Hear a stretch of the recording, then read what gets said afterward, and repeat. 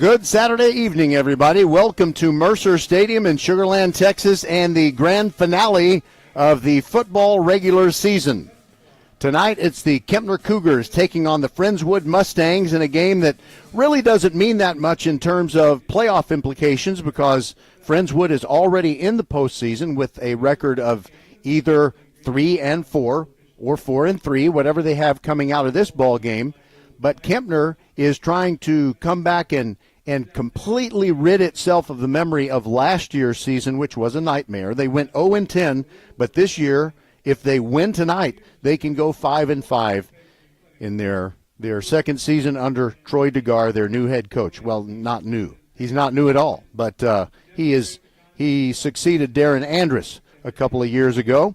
All right, so we will get you ready for this game with a countdown to kickoff show. And full disclosure here, we are having an audio problem. We had audio that worked perfectly this morning when we did the ball game between Travis and Clements. Didn't move a thing, came back, and other people had moved our stuff, and now we don't have any sound for you other than what's leaking through the windows. So you won't hear crowds cheering and whistles, and probably won't hear the referee calling a penalty, things like that. So we apologize for that. We've troubleshooted it. Troubleshooted. We tried to troubleshoot it, but didn't. We made every connection with our audio cords, and so you're going to have to do without really good sound tonight. And that really bothers me, but I'm going to try to put it out of my mind and bring you a good play-by-play of Friendswood and Kempner. All right, we'll step aside and be back with the visit with Jordan Johnson. He's the very youthful-looking head coach of the Friendswood Mustangs. We'll be right back on VypeFortBend.com. Xfinity here. How can we help? Hi, my entire family's obsessed with all things Wicked, but my kids can't stop watching the trailer, and now they're having a Wicked-themed sleepover. Do you think our internet can handle all of the streaming and memeing going on? Well, we've engineered our Xfinity gateways to handle hundreds of devices at once, so they can all stay magically connected. Wow. Are you a wizard? I wish. No, just someone that won't let a bad connection burst your internet bubble. Now through December 31st, get Thrillifyingly fast Xfinity Gig Internet for $25 a month for 12 months when you add unlimited mobile. And get Peacock Premium, a $7.99 a month value included at no extra cost. Or lock in your internet price for 2 years for just $5 more a month with a 1-year contract. Early termination fee applies. Go to Xfinity.com to learn more and keep the magic going from your screen to the big screen. And see Wicked, only in theaters November 22nd. Restrictions apply. Requires PayPal plan and auto pay with bank account. Equipment, taxes, and fees extra. After promo, regular rates apply. Actual speeds vary. Cougar football. Everybody give it up for these wonderful Cougar seniors. Welcome to the Countdown to Kickoff show. It's a Saturday night special in Week 11. Friendswood visiting Kempner, and it's time to visit with Jordan Johnson, head coach of the Mustangs. And, Coach, first of all, congratulations on making the playoffs because, as I understand it, even if you were to lose this game, you have the same record as Kingwood Park, and you beat Kingwood Park. So you're in the postseason, right? That's correct. It's all about winning this game tonight. Oh, I understand that. I'm not suggesting by any iota that you are. Though. You are right about that, yes. Okay, so what are some of the things that you want your team to show you in this final week as you prepare for the postseason? I want our guys to play the most motivated football they've played all season. I want them to play more physical than they've ever played before. I want them to play faster than they've ever played before. And I want to play a complete game. That's really been our emphasis this whole week of practice from the coaching staff on down. And then that's our goal for tonight. All right. I know that maybe in previous games, if you looked at the tape of Kempner playing prior to last week against Pasadena, you might be thinking, they don't have that many guys who can score from a long way out. And I realized last week's opponent was Pasadena, but Kempner did put some things together. So what are the things you must do defensively to get the win? Well, first we have to be defensively sound and gap sound and make sure that our eyes are where they're supposed to be, that we're leveraging the right way, that we're running to the ball. They got plenty of guys on offense that can score from anywhere. They have big play explosiveness on that side of the ball. So you're right in that this is no cupcake by any means. We're going to have to come out and execute at a high level if we want to be successful. And one final question. You've had almost, except for the last game, you've had a season to to be in, I guess, 5A D1, and I think weren't you in 5A D2 last year? We were Division I last year as well. Okay, well, I am mistaking a game where I saw you play. I guess maybe it was a pre-district game. So never mind on that one. Yeah. I'm not at my best this Saturday night, but I'll try to get better as the game goes along. Jordan Johnson, thank you very much for joining us. Thank you. All right, we'll be back, and we will visit with the head coach of the Kempner Cougars, Troy DeGar, whose team came up with a victory last week to end a 5-game losing streak. And what's on the line for Kempner is not a playoff spot. They can't get one of those, but what they can get is a 5-5 season, which, come to think of it, when I was a senior in high school, we finished 5-5, which was way better than what we had done the year before. In fact, Kempner could go 5-5 after finishing 0-10 in 2023. Quite a turnaround by Coach DeGar and his team. We'll be right back. Introducing Love Houston, professional volleyball like you've never seen it before. You saw them win silver in Paris this summer. Now you can see them playing for the first time on American soil. Love Houston will feature some of the best pro players in the world, including two-time Olympic medalists Jordan Thompson and Micah Hancock.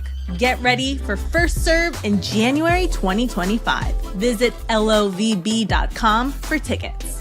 Volleyball is the next major league. Be the first to know. Sign up for the First Tire and Automotive email updates and be the first to hear about exclusive promotions and special offers. Plus, get a $10 off coupon for your next service just for joining. First Tire and Automotive always treats you like family and puts you first. $15 off your next battery purchase and $75 off service totaling $500 or more. Head to the website for even more specials and to set your appointment. FirstTireandAuto.com. First Tire and Automotive, supporting school and youth sports programs for over 26 years.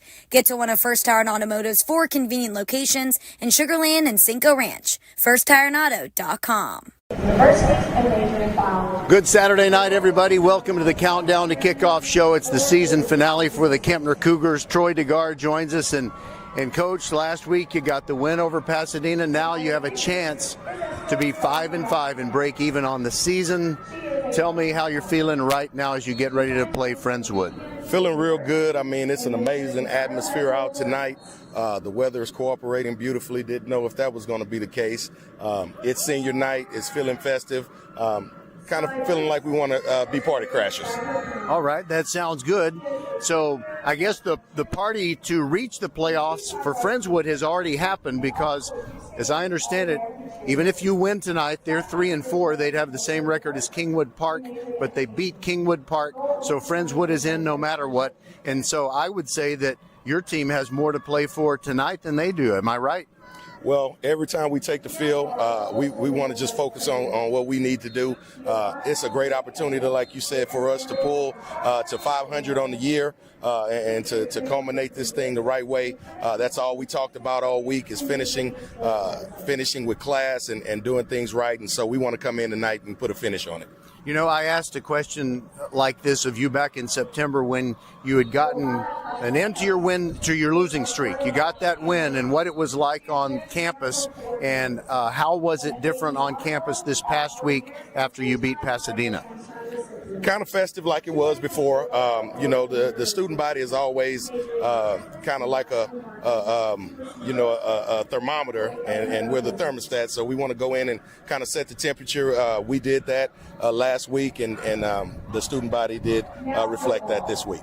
All right. So what is the key to beating Friendswood? I know they're a solid team, but they're certainly a team that I believe you can defeat.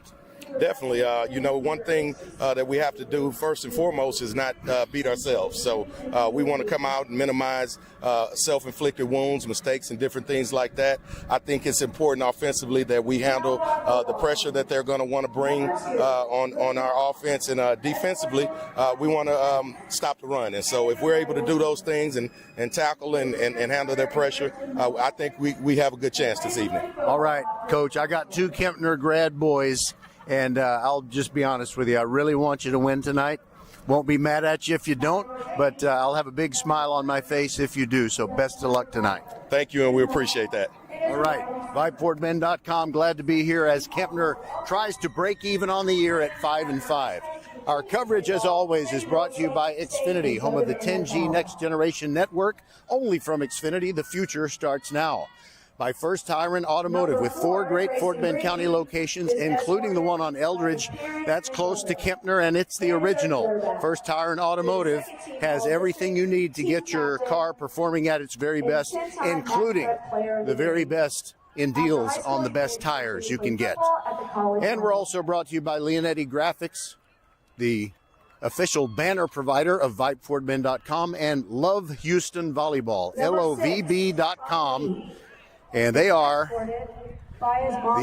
they're the new major league. I got a lot on my mind. That's why my mind is wandering a bit. We'll be right back on VypeFortBend.com.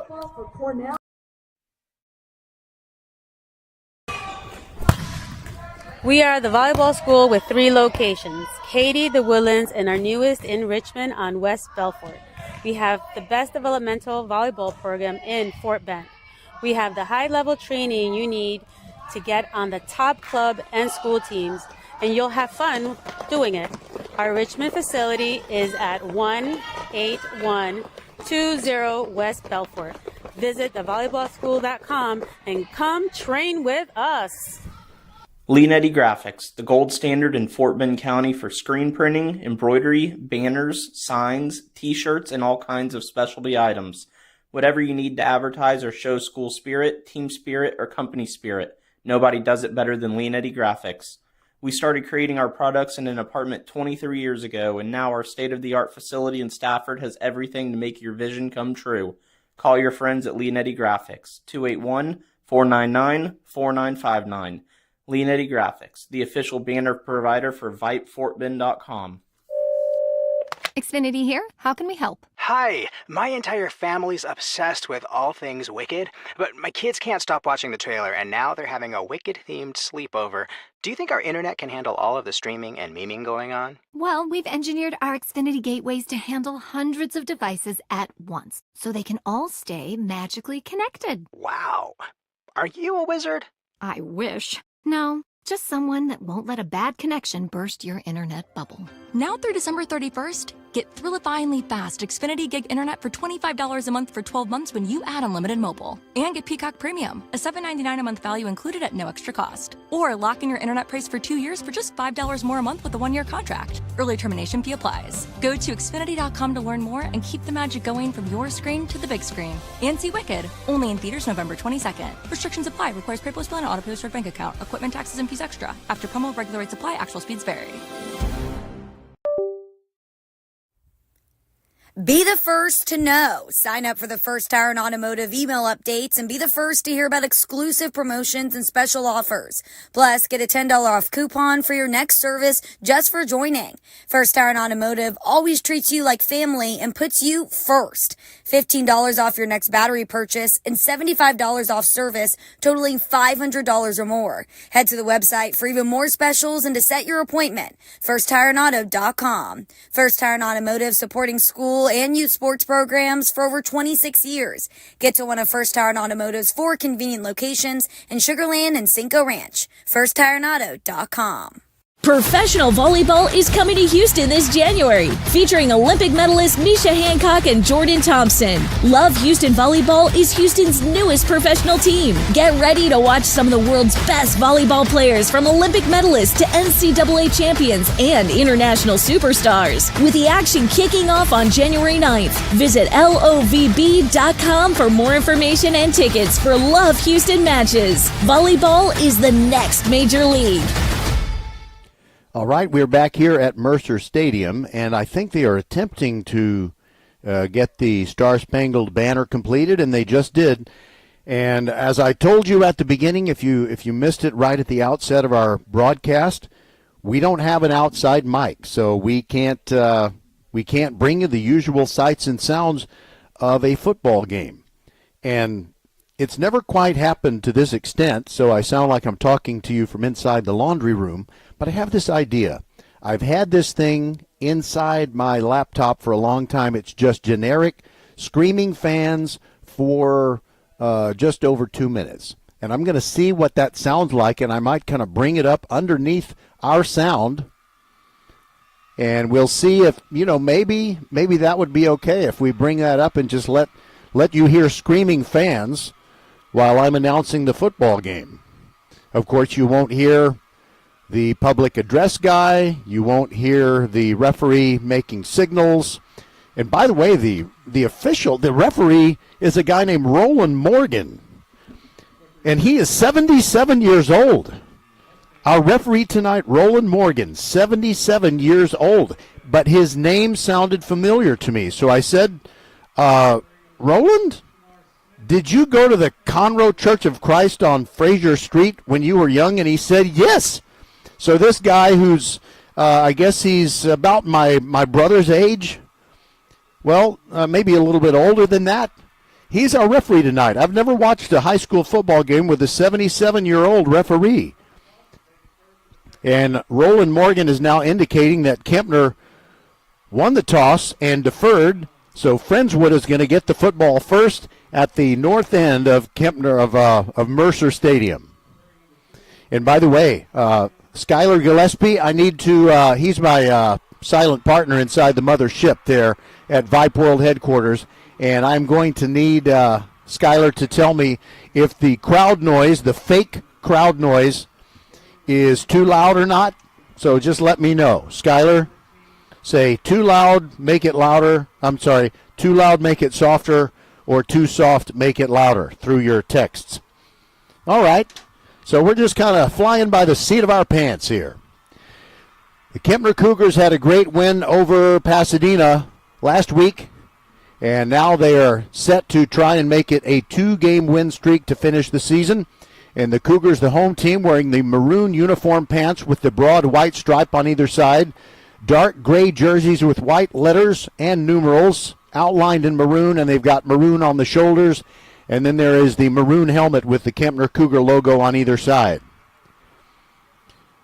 Friendswood in the all-white road uniforms with a double blue stripe, royal blue that is, going down the side, either side of those pants. And they have blue helmets, and we got more screaming fans for you there. So it is Kempner kicking off from the south end of Mercer Stadium. And their kicking specialist is Xavier Arzate. Also a junior linebacker and a left-footed kicker, and we are ready to rock from Mercer Stadium on a nice, warm Saturday night in November. And it's an onside kick by Kempner, and the Cougars recover it. They get the ball to start the game. Outstanding work. Arzate made it. He kind of sold it like he was going to kick it deep. And I'm trying to get the ID on the guy that recovered it. Yep, it is Ellis Sanusi, who didn't get to play last week against Pasadena. So it's going great so far for Kempner as they get the recovery on the onside kick. So they will go out there on offense, and their quarterback is Grayson Green. Now, wait a minute. Because we can't hear the crowd noise and we can't hear Roland Morgan, we find out that evidently Kempner was offside or touched it before it had gone 10 yards.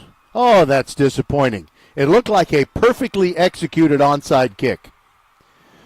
But instead, it's going to be Friendswood football at midfield, evidently. Or they're just going to re-kick? Okay, it's a re-kick. I guess maybe Kempner had not been given the signal to go ahead and kick it. So now the element of surprise is completely taken off the table. Scratch my back with a hacksaw. That's a shame. That would have been an exciting way to start this game.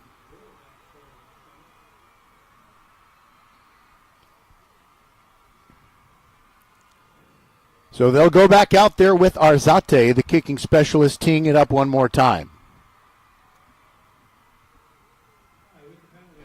And the return specialist for Friendswood, Garrett Mickey. He's a wide receiver. And let's see, he's in tandem back there. I can't quite see the jersey number on the other player. He's on the farther away side of the field. I know that's not good grammar.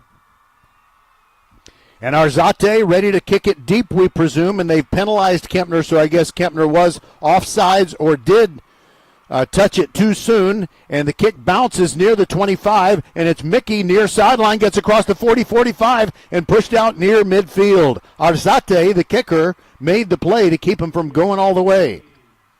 So it's going to be 1st and 10 for Friendswood from the 50-yard line.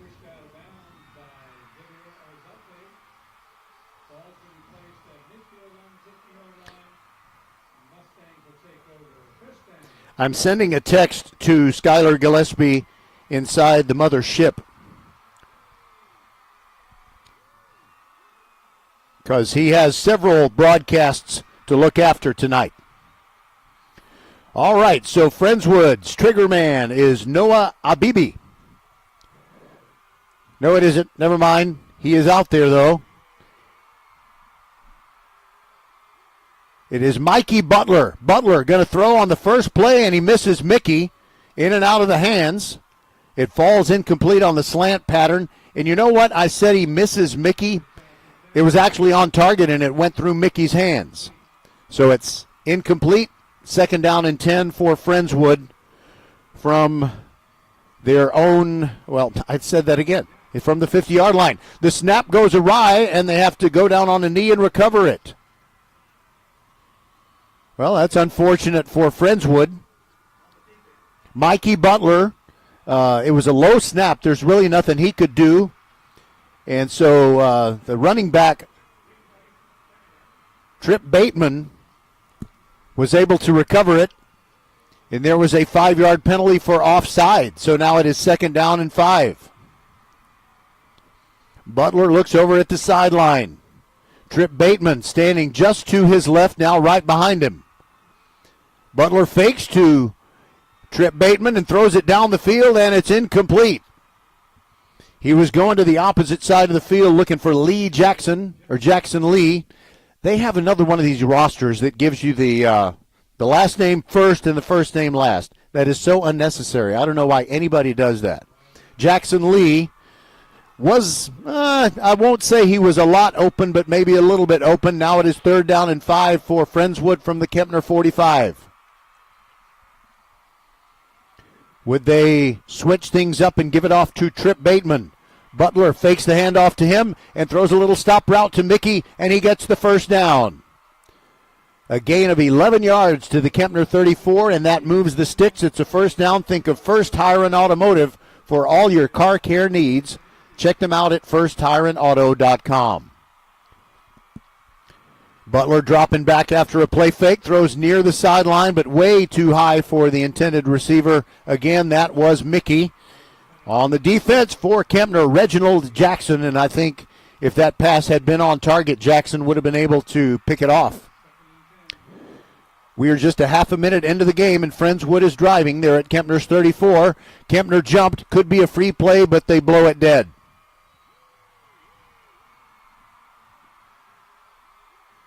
So it is going to be offsides on Kempner, and that was a problem that raised its ugly head many times, even though they won a very one-sided game at Pasadena. Pasadena's quarterback was able to bait them into jumping over the line. 2nd down and 5 after the incomplete pass and the offside penalty. Butler fakes a handoff, drops back, and he throws deep again, looking goal line, and the pass is caught for a touchdown. Friendswood is on the board. It's Jackson Lee. 30-yard touchdown, and Friendswood is broken out on top, and Kempner has seen this happen in way too many games this year. They got to make sure they do not let this game get away from them. Friendswood brings on its kicking specialist, Ronan Wilson. He's a lefty. The snap and hold look pretty good, and the kick is also good. So at 7-0, and we're only 44 seconds into this game. This is VypeFortBend.com.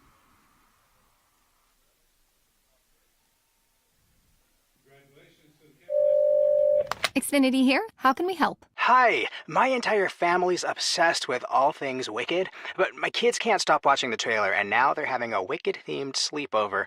Do you think our internet can handle all of the streaming and memeing going on? Well, we've engineered our Xfinity gateways to handle hundreds of devices at once, so they can all stay magically connected. Wow. Are you a wizard? I wish. No, just someone that won't let a bad connection burst your internet bubble. Now through December 31st, get thrillifyingly fast Xfinity Gig Internet for $25 a month for 12 months when you add unlimited mobile. And get Peacock Premium, a $7.99 a month value included at no extra cost. Or lock in your internet price for 2 years for just $5 more a month with a 1-year contract. Early termination fee applies. Go to Xfinity.com to learn more and keep the magic going from your screen to the big screen. And see Wicked, only in theaters November 22nd. Restrictions apply. Requires paperless bill and auto pay bank account. Equipment, taxes, and fees extra. After promo, regular rates apply. Actual speeds vary.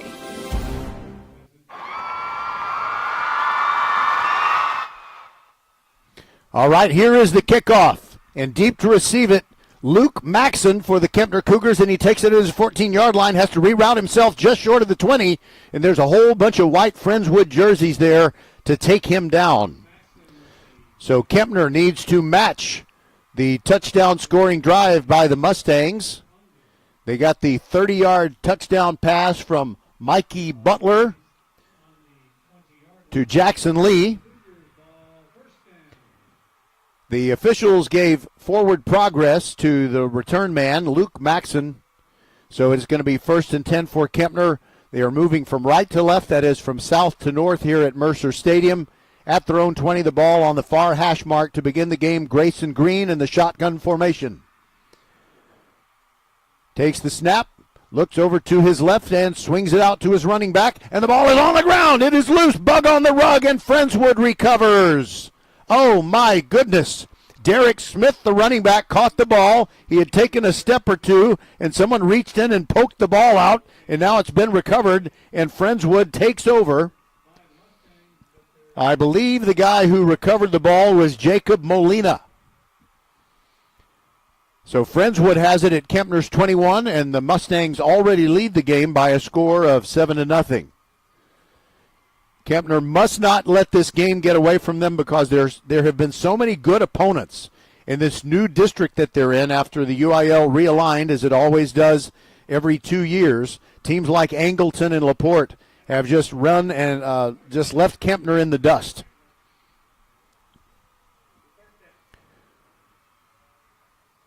Wow, 77-year-old referee Roland Morgan, and now there is a penalty on Kempner. I'm not sure what it is. I will look at Roland Morgan. Again, we don't have a crowd mic. So I guess he's already given the signal. Okay, here we go. So it's now 1st and goal at the 9 after they walked off a penalty. Mikey Butler takes the snap, fakes a handoff, throws near the pylon. Got a connection, got a touchdown to Mickey. Garrett Mickey makes the catch. It's a 9-yard touchdown, and oh, my goodness. We are, by the way, the clock operator didn't stop it quite when he should have, but we are only 1 minute and 18 seconds into this game, and Friendswood, if they get the extra point conversion here, is about to go up by a score of 14-0. Ronan Wilson gets it up in the air. It's a beauty, and it's good. 10:42 to go in the first quarter, and Kempner is down 14-0 to Friendswood. We'll be right back.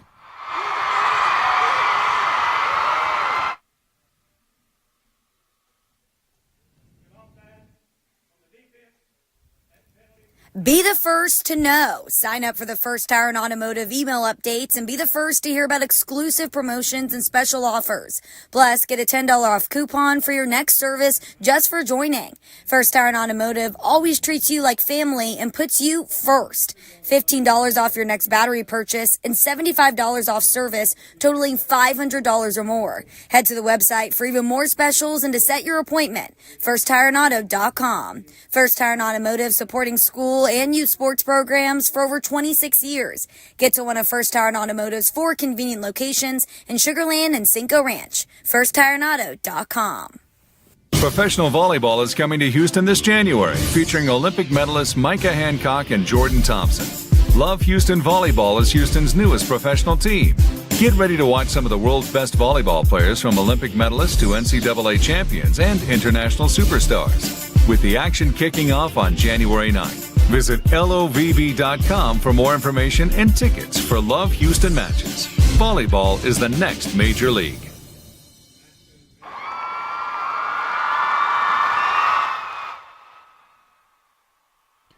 We're back here at Mercer Stadium, where Kempner's got to stop the bleeding and fast, and they need to respond on offense. Luke Maxson made a fair catch on the kickoff, so it's Kempner football at the 25-yard line. The first time that Friendswood kicked off, Maxson returned it, but he only got to the 20.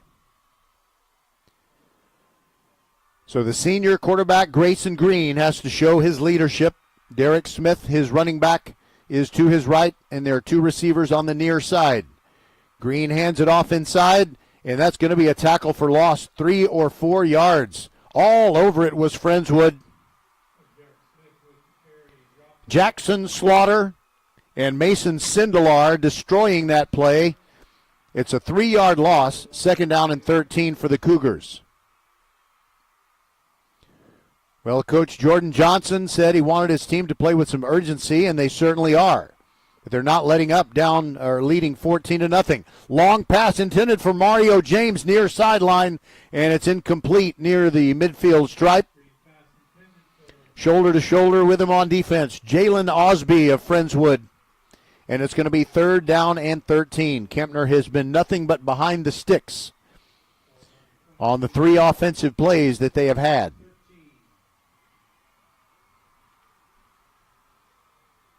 10:09 to go in the first quarter. Grayson Green steps up, might be changing the play. Pointing at the defense, trying to make sure they can handle a blitz. He drops back, here comes the rush, and he swings it out to Derek Smith, incomplete off his fingertips.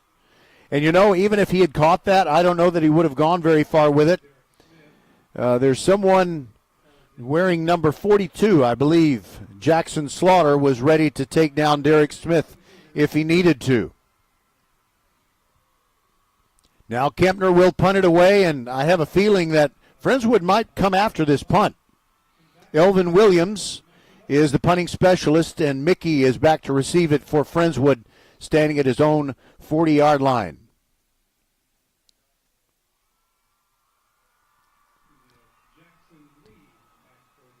Kempner in max protect mode to try and make sure this punt doesn't get blocked. Elvin gets the snap. It's a good one, and it's a line drive punt, and it bounces once, twice, and Mickey's not going to get a chance to do anything with it. Very effective punt. It rolls all the way down to the Friendswood 36. A 42-yard punt with no return. Elvin Williams doing a good job on that one. So now Friendswood has it in their own end of the field for the first time. They scored on touchdown passes by Mikey Butler, 2 of them in the first minute 18 of the game. So this game is very young, 9:40 to go in the first, and it's 14-0. Butler in the gun. His running back is Trip Bateman to his right. His favorite receiver is here on the near side, Garrett Mickey. And a handoff up the middle, lots of daylight, and a gain of 13 yards and a first down. That'll be a first down. Think of First Tire and Automotive for all your car care needs. Check them out at firsttireandauto.com. But wait a minute. And it's holding on Friendswood, so that's going to wipe out a 13-yard gain.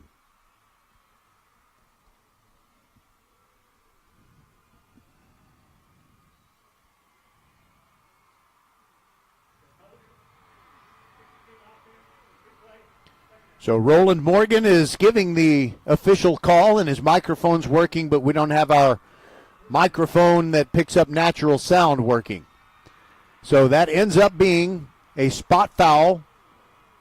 The ball is moved 10 yards back from where the foul occurred, so it's 1st and 15, and now a pass to the sideline. And they get about 11 yards out of that. It's a pass to the guy who caught the first touchdown, Jackson Lee. A little stop route.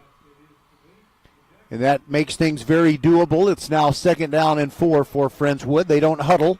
They step right up to the ball on the far hash mark as they move left to right in this first quarter. They hesitate. They look over at the bench, and now they got another play call. And we restart our screaming fans. Dropping back is Butler. Here comes the rush. He's down. He's sacked. Kempner gets a big play from Lincoln Ventura, who came around from the left edge, and then he chased Butler, who waited an instant too long to tuck it and run. So that ends up being a loss of 3 yards, and now it is 3rd down and 7 to go for the Mustangs. Butler calling for the snap, and Kempner jumps offside again. They whistle the play dead, so Friendswood can't take advantage of the free play. So Kempner was in a pretty good spot there, playing defense on 3rd and 7, but now it's going to be 3rd and 2.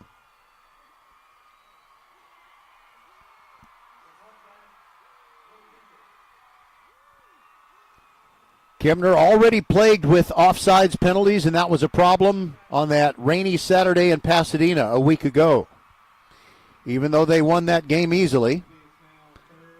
48-21. 3rd down and 2. They jump again.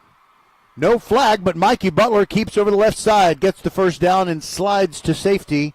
3 yards down the field, that's a first down. Think of First Tyrant Automotive for all your car care needs. Check them out at FirstTyrantAuto.com. Friendswood at its own 47. 7:51 to go in the first quarter. They lead 14-0. Kempner with a 3-man defensive front and 3 linebackers right behind them. Now dropping back is Butler, sliding to his left. Here comes the pressure. A flag comes in. He slides, and right at the line of scrimmage, he doesn't gain any yardage, but I believe it's going to be a penalty against Friendswood. Anthony Atucci of Kempner came up to apply the stop.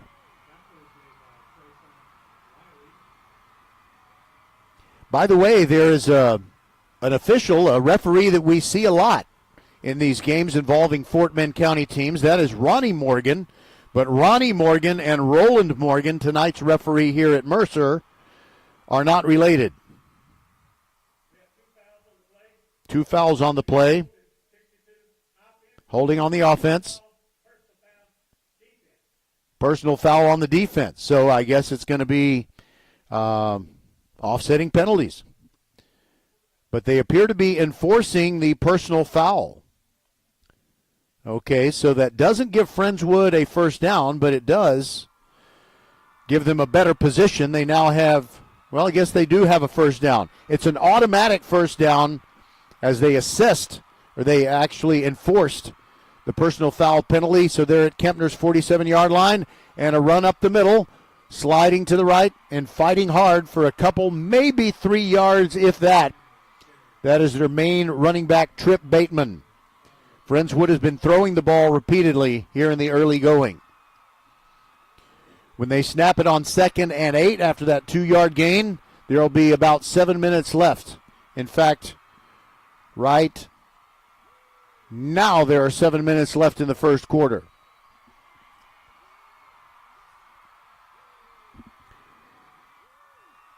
Butler ready for the snap, takes it, hands it off to Bateman, up the middle, finds some daylight, follows his blockers, and he picks up 5 yards to the 40. So that's going to leave them with a 3rd down and 3. In the interior of the line, Kempner's number 44, linebacker Abel Gonzalez, made the tackle. Kempner's defense needs a stop. They've already been out there a whole lot of snaps. 3rd and a long 3 for Friendswood, and the Mustangs taking their time, looking over at the bench. So signals come in, and now they get it underway. Butler hands it off. There goes Bateman. Finds some daylight in the middle, and he's right at the line to gain. I'm not sure he got there. Well, but they're waving the sticks down the field. I wish they wouldn't do that so haphazardly. It is a first down. Think of First Tyrant Automotive for all your car care needs. Check them out at FirstTyrantAuto.com. On first down from the 37, long pass. Butler, diving attempt near the goal line, incomplete. Jackson Lee couldn't quite run it down. That stops the clock with 5:53 to go in the first quarter. Now it'll be second down and 10. Friendswood very confident now to take a deep shot on first down because their running game is starting to work on the last couple of handoffs to Bateman. Slot receiver on the near side is Abibi. Now a handoff to Bateman up the middle. Again following his blockers, picks up 3, maybe 4. And he's run down from behind by Kempner's big defensive tackle, Cedree Jones. Give our fans a rest, and now we need them to perform for us again. Give Bateman a 4-yard pickup on that first play. The ball at the 34-yard line, third down and 6. And it looks like this time Friendswood is guilty of a pre-snap penalty. The receiver on the far side, Jackson Lee, didn't wait for the right snap count, and he jumped. So now Kempner with an opportunity to put a rush on the quarterback, Butler. It'll be third down and a long 11.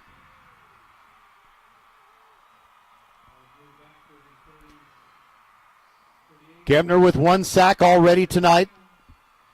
That one went to Lincoln Ventura, dropping back as Butler. They come in on him. He gets rid of it, throws, and it is caught at the 22-yard line. A circus catch going high into the air was Gianni Gerami. And that'll be a first down at, let's see, from the 38 to the 22, a 16-yard catch by Gerami. Now Butler taking the snap on first and 10, fires for the end zone. He's got his man, but it's off the hands. Jackson Lee was right there. He got his hands on it, but just could not reel it in.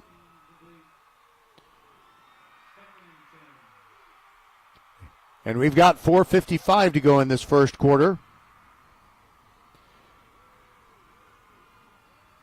Friendswood ready to plow right now.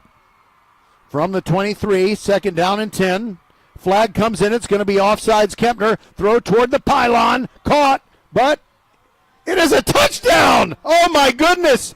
I don't know if Mickey's foot was in or not. But what a spectacular catch right behind the pylon. And it's a touchdown for Friendswood. They're up 20-0. Man, I would love to see a replay on that one. I'm just not sure he got the foot down. Mayday, mayday, Kempner's going down.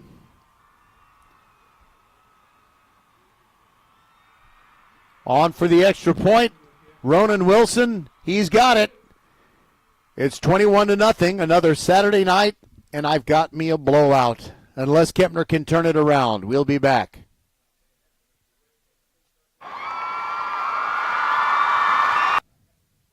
Professional volleyball is coming to Houston this January. Featuring Olympic medalists Micah Hancock and Jordan Thompson, Love Houston Volleyball is Houston's newest professional team. Get ready to watch some of the world's best volleyball players, from Olympic medalists to NCAA champions and international superstars, with the action kicking off on January 9th. Visit lovb.com for more information and tickets for Love Houston matches. Volleyball is the next major league. We are the volleyball school with 3 locations, Katy, the Woodlands, and our newest in Richmond on West Belfort. We have the best developmental volleyball program in Fort Bend. We have the high-level training you need to get on the top club and school teams, and you'll have fun doing it. Our Richmond facility is at 18120 West Belfort. Visit thevolleyballschool.com and come train with us.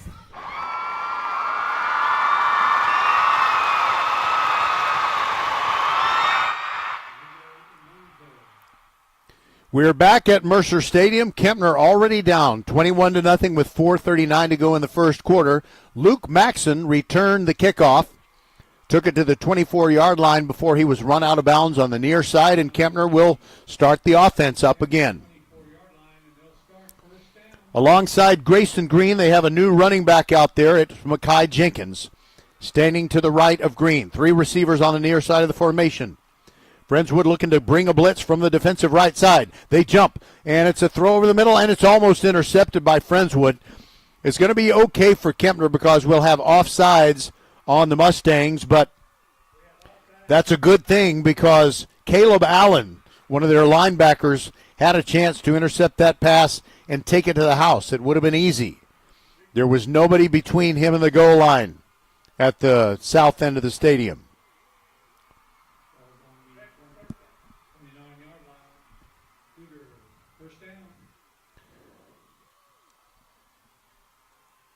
Grayson Green looking at the sideline for the play call. First down and 5 after that offsides penalty. Green drops back. Here comes the rush. He throws a little screen pass, and it was in danger of being intercepted. It falls to the ground. And now you have a little bit of bickering out there. I'm not sure what Elvin Williams is upset with, whether it was a lack of protection or not getting the ball where maybe he was the guy that was supposed to catch the screen pass. But it's second down and 5.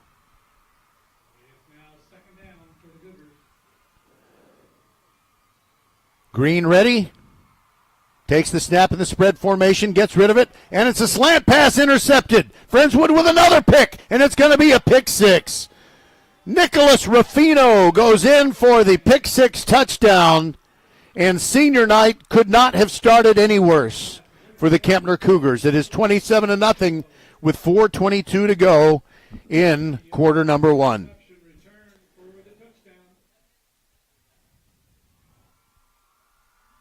By the way, we want to tell you that despite the one-sided nature of this game, you should stick around for halftime. We've got Daniel Gotera. I know if you watch the local sportscasts, he used to be on KHOU Channel 11 as the extra point kick is up, and it is no good. It is blocked by Kempner.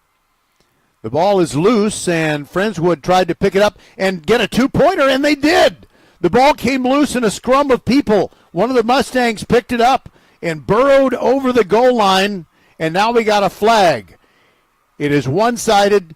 It's going to be 29-0, and we're getting chippiness already. We're not even out of the first quarter.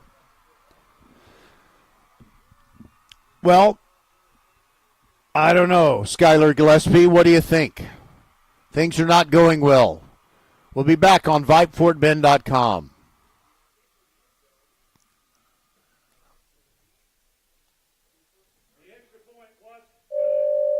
Xfinity here. How can we help? Hi, my entire family's obsessed with all things Wicked, but my kids can't stop watching the trailer, and now they're having a Wicked-themed sleepover. Do you think our internet can handle all of the streaming and memeing going on? Well, we've engineered our Xfinity gateways to handle hundreds of devices at once, so they can all stay magically connected. Wow. Are you a wizard? I wish. No, just someone that won't let a bad connection burst your internet bubble. Now through December 31st, get thrillifyingly fast Xfinity Gig Internet for $25 a month for 12 months when you add unlimited mobile. And get Peacock Premium, a $7.99 a month value included at no extra cost. Or lock in your internet price for 2 years for just $5 more a month with a 1-year contract. Early termination fee applies. Go to Xfinity.com to learn more and keep the magic going from your screen to the big screen. And see Wicked, only in theaters November 22nd. Restrictions apply. Requires PayPal plan and auto-pay with bank account. Equipment taxes and fees extra. After promo, regular rates apply. Actual speeds vary. All right, Friendswood will be kicking off for the fourth time because they've scored 4 touchdowns here tonight. Ronan Wilson will tee it up, but 15 yards farther away. He's at his own 25 because after the 2-point play, Friendswood was able to get a 2-point play because their kick was blocked, but they picked up the loose ball and ran it in. But after that happened, there was a personal foul on the Mustangs, and so they're kicking off from their own 25, leading 29-0. And we're not even out of the first quarter.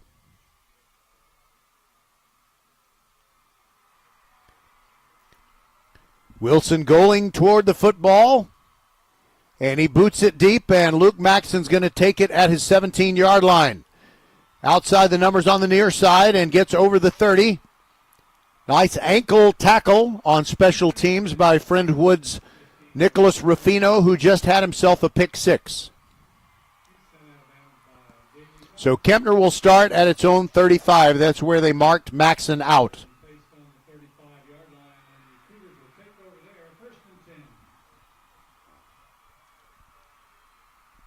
I think Kempner was ready to play, but it doesn't appear that they were. You know, one of the things, it was an extra long senior night celebration. Band members, every single group who performs at these football games, and Friendswood was just warming up, getting ready. And on the first play of this series of downs, it's a tackle for loss, as Mekhi Jenkins is dumped for a loss of 2, back to his own 33. Second down and 12. It was in the entire interior of the Friendswood line.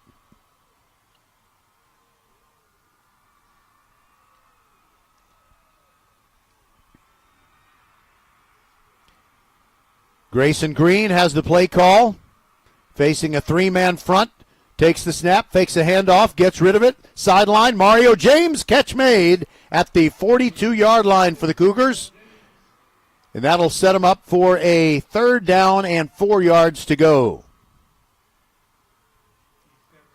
Just a quick little out route, good idea to let Grayson Green get the ball out of his hand quickly. Mekhi Jenkins still his running back.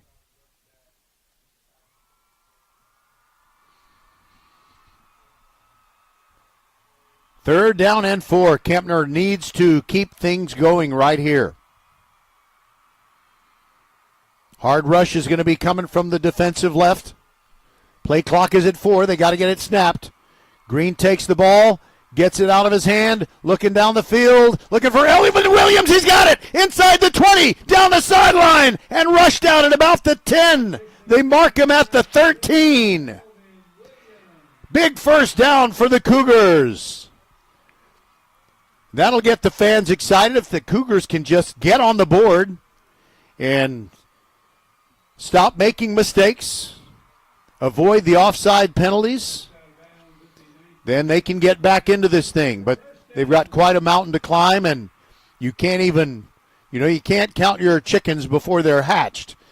And they need to get a touchdown here, and I'm sure that Friendswood's defense will get super intense right now. Grayson Green on 1st and 10 from the 14-yard line, drops back, swings it out to Mekhi Jenkins. He's hit, and the ball is incomplete.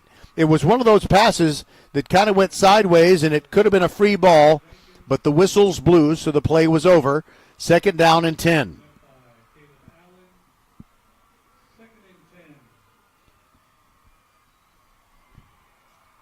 Grayson Green ready. Calling out the play to his offensive lineman, steps back into the spread formation. Jenkins to his left. Ball on the far hash mark. And he throws it quickly into the end zone. Elvin Williams, touchdown, Kempner Cougars! 14-yarder, and the Cougs are on the board. And now we got flags flying all over the place after the play. And I don't know if they're going to get Kempner for the wrong kind of celebration or if they're going to get Friendswood for some kind of, infraction. I might have to take my headsets off and try to hear Roland Morgan, our referee, and his call kind of leaking through the windows. 3:01 to go in the first. The play is going to stand, but the question is, what happened after? I'm going to listen, and I'll tell you.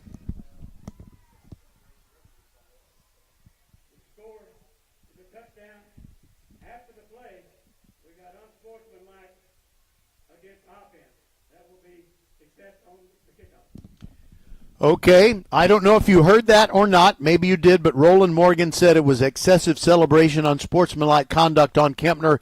It'll be assessed on the kickoff, but now they will try to add the extra point with Xavier Arsate. Derek Smith is his holder.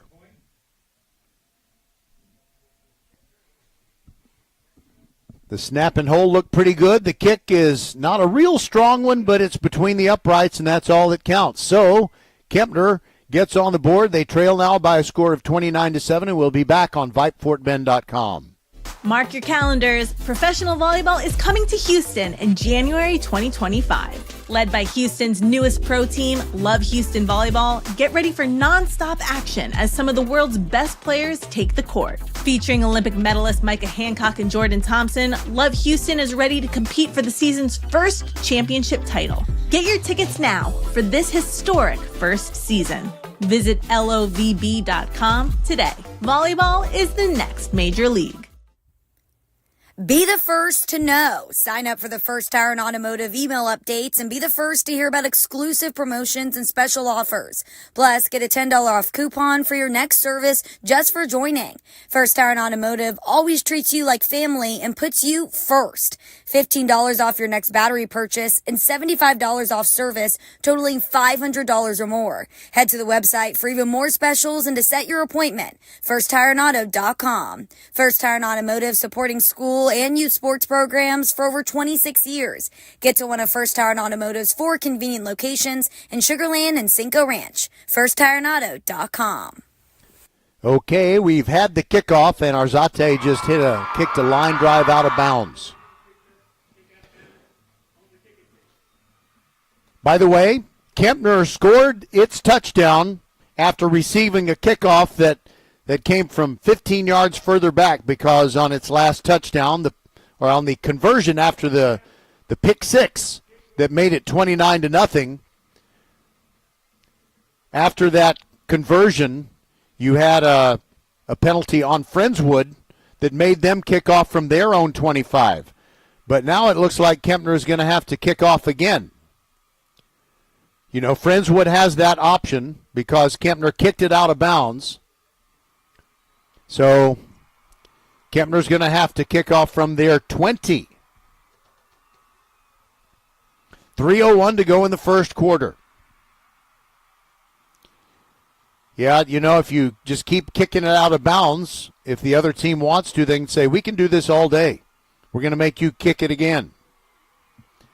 So now Kempner is kicking off from its 20. It kind of looks like where you kick off after you give up a safety, although when you give up a safety, you have the option of punting the football from behind the 20-yard line.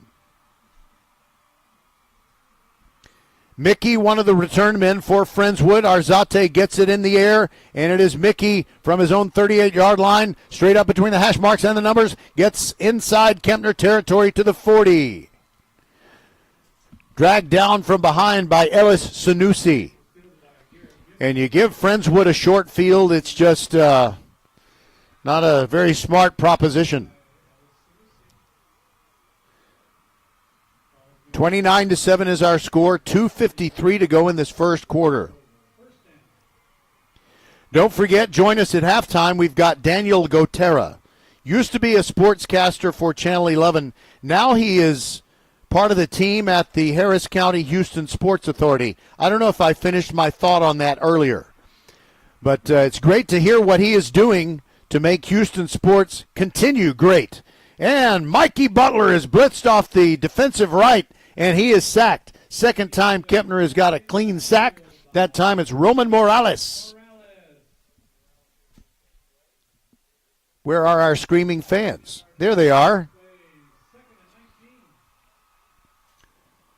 So that's a big loss of 10 yards, second down and 20 for Friendswood. In fact, it's second down and 21 almost. Butler throws down the near sideline looking for Mickey, and Maxson broke it up. Beautiful play by Luke.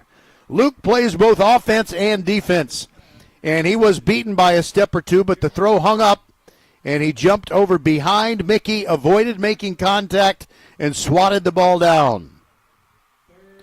Third down and long for Friendswood. That play could loom large, but Kempner's got to get a stop here, and they also have to avoid the offside penalty. Butler hesitates, looks over at the bench.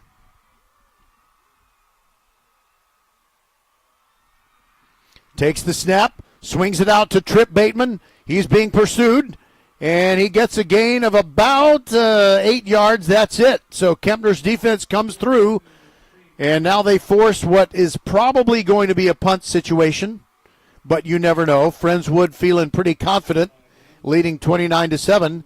they might just go for it, and it looks like that's what they're going to do. 3 receivers on the left side of the formation. No tight end out there for Friendswood. Butler pauses, looks over at the sideline. Bateman is his running back on 4th and 12. Dropping back. Here comes the rush, and he is hit and down again. 3rd sack of the game, and the ball comes out. Kempner recovers it. Oladen Mola recovers after the strip sack by Ellis Sanusi, and the Cougars are fired up. Maybe they can get back in this game. The Kempner defense coming through. Friendswood went for it on 4th and 12, and now the Cougars have it at the 46-yard line of the Mustangs. So keep in mind, if Kempner can keep the Friendswood score at 29 and get a score or two more themselves, the Cougars will get the football to start the 3rd quarter.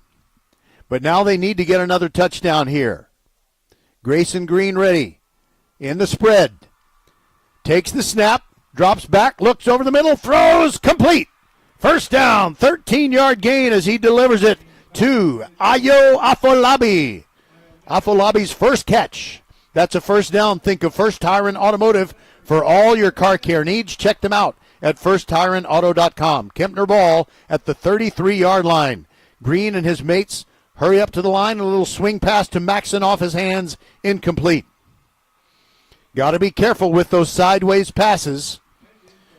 Friendswood had a player lurking very close. Thomas Daly was thinking about his own pick six. We've already seen that. 2 pick sixes in the game for Friendswood.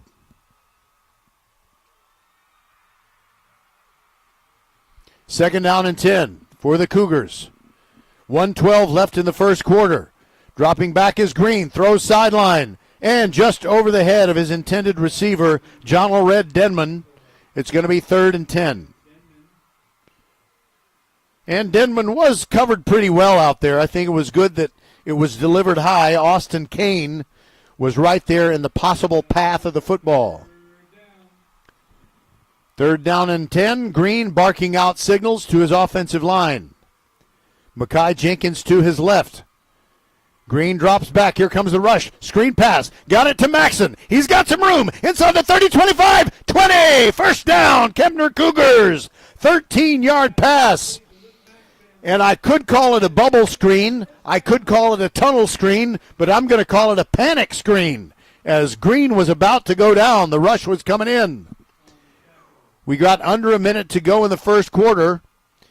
And Green has come all the way over to the sideline to get some instruction on the upcoming play. Now he trots back out to his team. He'll give them the play verbally from the line. Play clock is down to 15. 1st and 10, Kempner from the 20-yard line. Green takes the snap, drops back, gets rid of it. Ball is batted down, incomplete. On the play for Friendswood, let me give credit where credit is due. Number 18, Jordan Kreitz.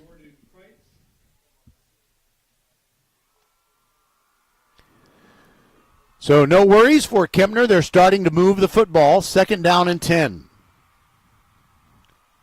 Ball on the far hash mark. Mario James and Luke Maxson are the receivers on the near side.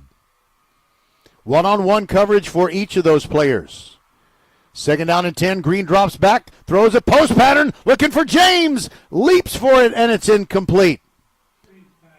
Kempner fans, at least some of them, might be asking for an interference call, but I think it was beyond the reach of Mario James, as well as all of the defenders who are in his area. So it's 3rd down and 10. I think more than likely, unless Kempner gets really close, that is to say inside the 10, I don't think we're going to see a field goal attempt, so this may be 4-down territory. 3rd and 10 from the 20. Green drops back, another rainbow to the end zone. James leaps up, and it's off his fingertips, incomplete. He was trying to win the battle on a 50-50 ball with Jalen Osby defending him, and it's 4th down and 10. I think Kempner's just going to go for it. 14 and 8/10 seconds to go in this action-packed first quarter. We've had 36 points scored already. Unfortunately for Kempner, 29 of them belong to Friendswood. 4th down and 10. Green in the spread. Friendswood threatening a blitz. Here they come. He gets rid of it over the middle, and nobody there. In fact, it's an interception in the end zone for Friendswood. Jalen Osby made a diving interception. It would not have made much difference either way, whether he had caught it or not, but he did catch it. The ball would be at the 20-yard line regardless. 6 seconds remain in the first quarter. And Kempner sends the defense out there, and if nothing else, the defense has got a pretty decent amount of rest to go back out there and get after Friendswood. The strong point tonight for the Cougars is that they have 7 sacks. All right, Butler takes the snap and hands it off straight up the middle. And a gain of about 6 yards by Trip Bateman, and that'll be the final play of the first quarter. 29-7, Friendswood leads it. We'll be back on VypeFortBend.com.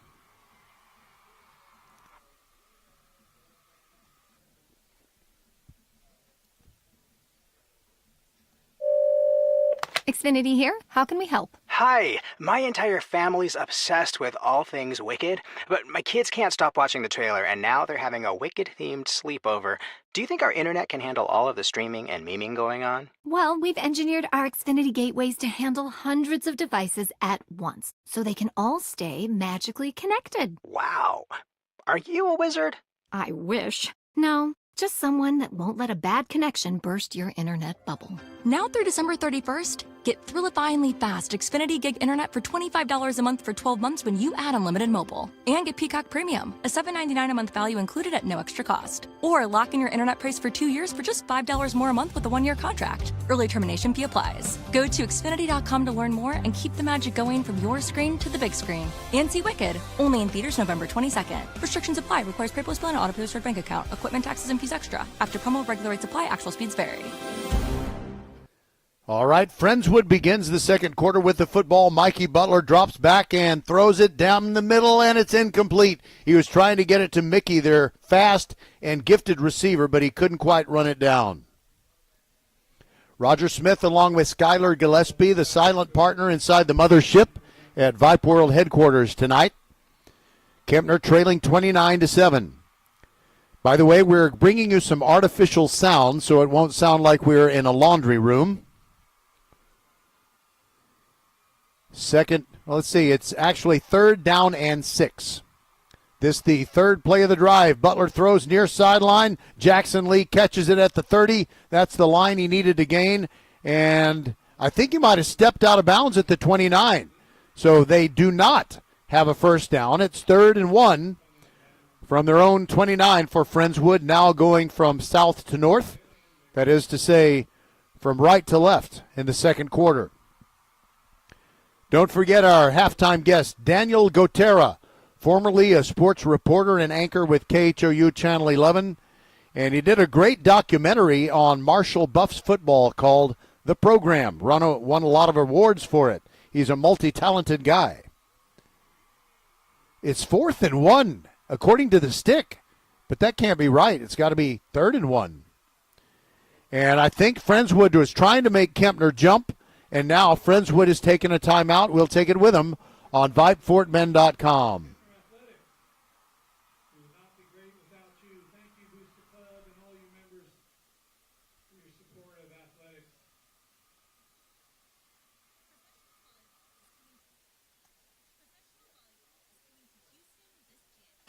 Featuring Olympic medalist Micah Hancock and Professional volleyball is coming to Houston this January. Featuring Olympic medalists Micah Hancock and Jordan Thompson, Love Houston Volleyball is Houston's newest professional team.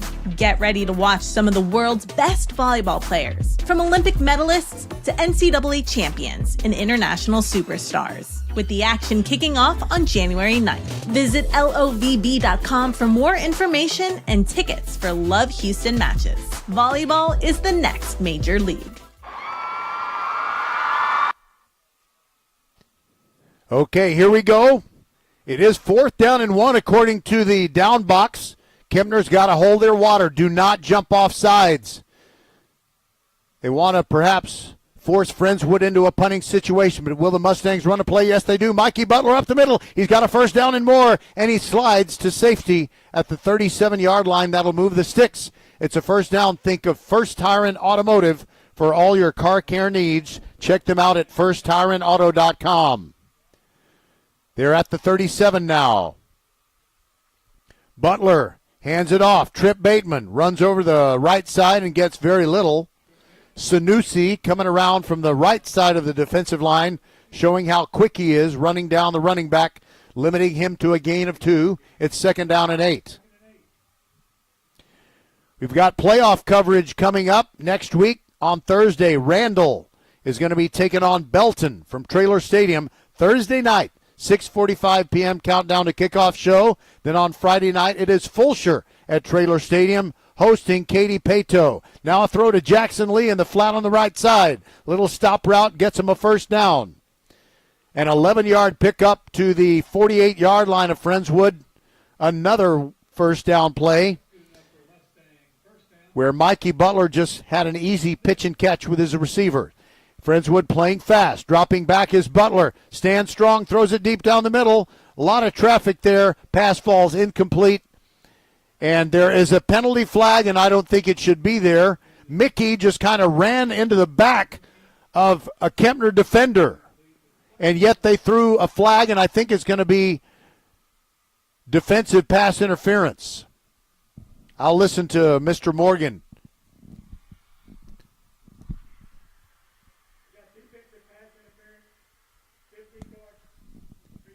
All right, defensive pass interference it is. I don't think that's a call that was warranted in that situation because Mickey ran into the back of another player. He initiated the contact, and the ball was, 5 yards farther down the field. 1st and 10 for Friendswood from the Kempner 37. Swing pass out there to Bateman. Cuts it back to the inside and gets about 5 yards on the play. He made a nasty move on Kempner's Ola Danmola to get himself some daylight. It'll be 2nd down and 5.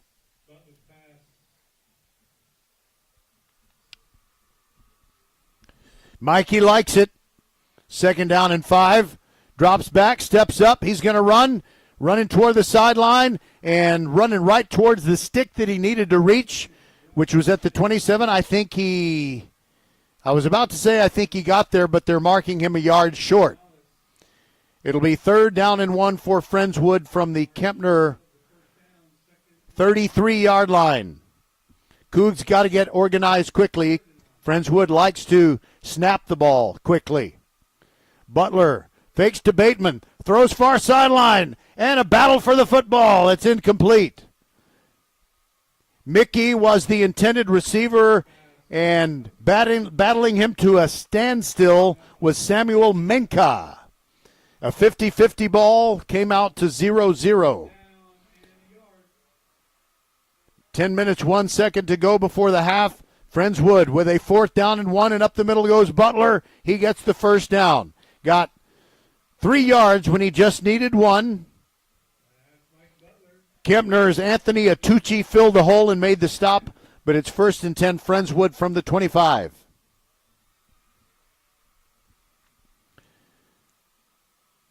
Kempner threatening a blitz. Moving over from the defensive right to the defensive left is Ahmed Kadir. Butler takes the snap, play fake, throws, and it is Mickey. He's got another catch. He gets down to the 9-yard line. He is so quick. He made a quick move to the inside and found some daylight. It is 1st and goal for Friendswood just inside the 10-yard line. Kempner's defense has to keep him off the board here. They're already down 29-7. There goes Trip Bateman, big hole. He's going to score. Oh, my goodness. That was as wide as an RV trailer my folks used to own. When you pulled out the sides. Crazy big. Touchdown, Friendswood makes it 35-7, and they'll be on to try the extra point kick. And it's their specialist, the left-footed Ronan Wilson. So Kempner's defense was hanging in there strong for a while, but on that defense, Friendswood has reassumed control of the game and answered Kempner's touchdown. The kick up and good by Wilson, and the new number is 36-7. Friendswood leading Kempner. Will be back on VypeFortBend.com. We are the volleyball school with 3 locations, Katy, the Woodlands, and our newest in Richmond on West Belfort. We have the best developmental volleyball program in Fort Bend. We have the high-level training you need to get on the top club and school teams, and you'll have fun doing it. Our Richmond facility is at 18120 West Belfort. Visit thevolleyballschool.com and come train with us. Leanetti Graphics, the gold standard in Fort Bend County for screen printing, embroidery, banners, signs, t-shirts, and all kinds of specialty items. Whatever you need to advertise or show school spirit, team spirit, or company spirit, nobody does it better than Leanetti Graphics. We started creating our products in an apartment 23 years ago, and now our state-of-the-art facility in Stafford has everything to make your vision come true. Call your friends at Leanetti Graphics, 281-499-4959. Leanetti Graphics, the official banner provider for VypeFortBend.com.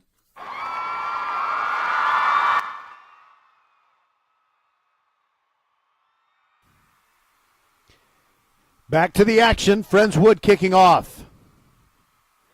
And it is Sanusi from the 11-yard line. Outside the numbers, near side, big return. Across the 40, 45, 50. And he keeps going down the sideline. He's still in going. Sanusi, all the way for a touchdown for Kempner if there are no flags. And I don't see any. Touchdown, Cougars. Wait a minute. Did they mark him out at the 45 or did he score? There's an official standing at the 45. He did step out. Okay. I'm sorry I didn't see that official marking him at the 45 when he was crossing the 45, so I didn't mean to get you too excited, but it is a good return for Ellis Sanusi. He's had a sack on defense and a big return for the Cougars. Now it's a pistol formation with Jenkins behind Grayson Green. Toss sweep coming to the right side. He can't get to the edge. Friendswood's defense reacts well, and it's a 2-yard loss. Jordan Kreitz, I believe that is his second tackle for loss in the game tonight. 2nd down and 12 for the Cougars. Ball on the near hash. Kempner going from left to right here in the second quarter, and they trail 36-7.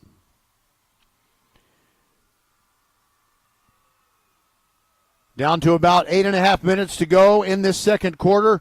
Green drops back, gets rid of the football, and is off the hands of Maxon and intercepted. Oh, my goodness.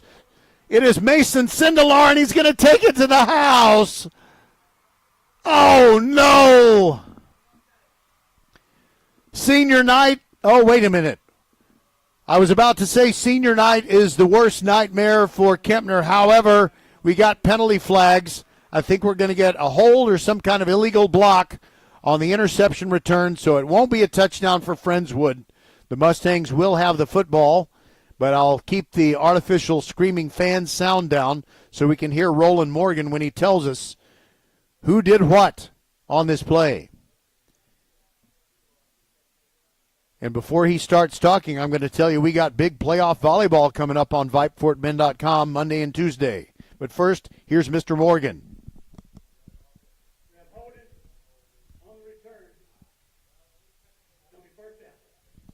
All right, it was holding on Friendswood on the return, so it's not a pick six, but it is a pick. 37-yard line of Friendswood, 1st and 10 from there for the Mustangs. Okay, so that volleyball we have for you coming up. On Monday night, it is Fulshire and Pearland, Class 6A Division I battle. It's at Hobson Fieldhouse starting at 5:30. And then the very next night, Ridgepoint is also at Hobson Fieldhouse at 5:30 as they will play Cinco Ranch. Now they give it off to Trip Bateman. He fights hard and picks up 4 yards out to the 41. It'll be 2nd and 6. Trip Bateman just refusing to go down.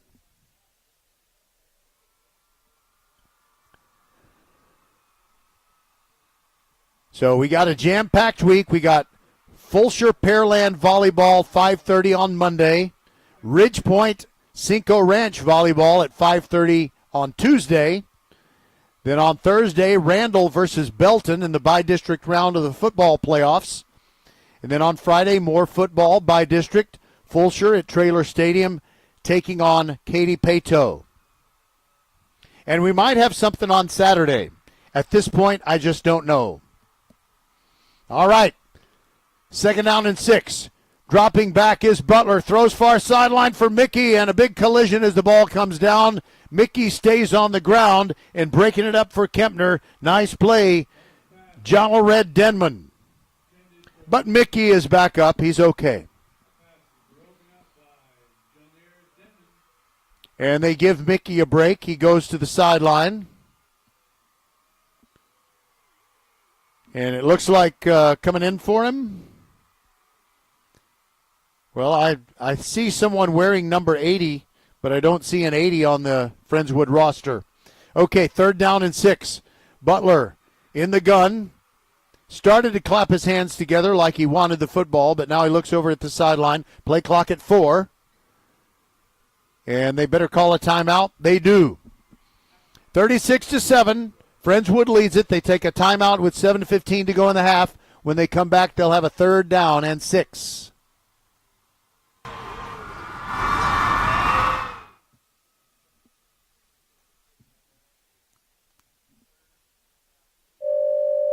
Xfinity here. How can we help? Hi, my entire family's obsessed with all things Wicked, but my kids can't stop watching the trailer, and now they're having a Wicked-themed sleepover.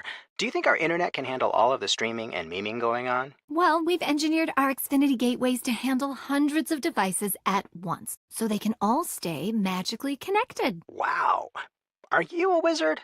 I wish. No, just someone that won't let a bad connection burst your internet bubble. Now through December 31st, get thrillifyingly fast Xfinity Gig Internet for $25 a month for 12 months when you add unlimited mobile. And get Peacock Premium, a $7.99 a month value included at no extra cost. Or lock in your internet price for 2 years for just $5 more a month with a 1-year contract. Early termination fee applies. Go to Xfinity.com to learn more and keep the magic going from your screen to the big screen. And see Wicked, only in theaters November 22nd. Restrictions apply. Requires PayPal Plan and auto-pay with bank account. Equipment, taxes, and fees extra. After promo, regular rates apply. Actual speeds vary. All right, we are back, and we missed one play during that timeout, and Friendswood threw incomplete on the near sideline, and therefore they don't convert, and now they're going to punt. Well, that is refreshing. Kempner's defense forces a punt. Okay, so now we can figure out who the Friendswood punter is. Back to receive for Kempner, Sanusi and Luke Maxson. Okay, it looks like it's Ronan Wilson. Yeah, it's him. That's him with the left leg. Ball bounces once. Sanusi picks it up, gets across the 20-25, cuts to the near side. 30-35. Flag comes in. He is loose. 45-40. He may go all the way. He will, but we got to check the flag. Sanusi thought he had taken a kickoff back. He stepped out of bounds at the 45 a few minutes ago. Now it's a punt return that he thinks he took all the way back. But wait a minute. We'll see what Roland Morgan says. He's the Venerable Bede referee, 77 years old. He's got to talk with his crew. He's not ready to tell us exactly what happened, but I'm pretty sure that Kempner is going to get, a punt return for touchdown. Listen closely. Maybe you can hear him.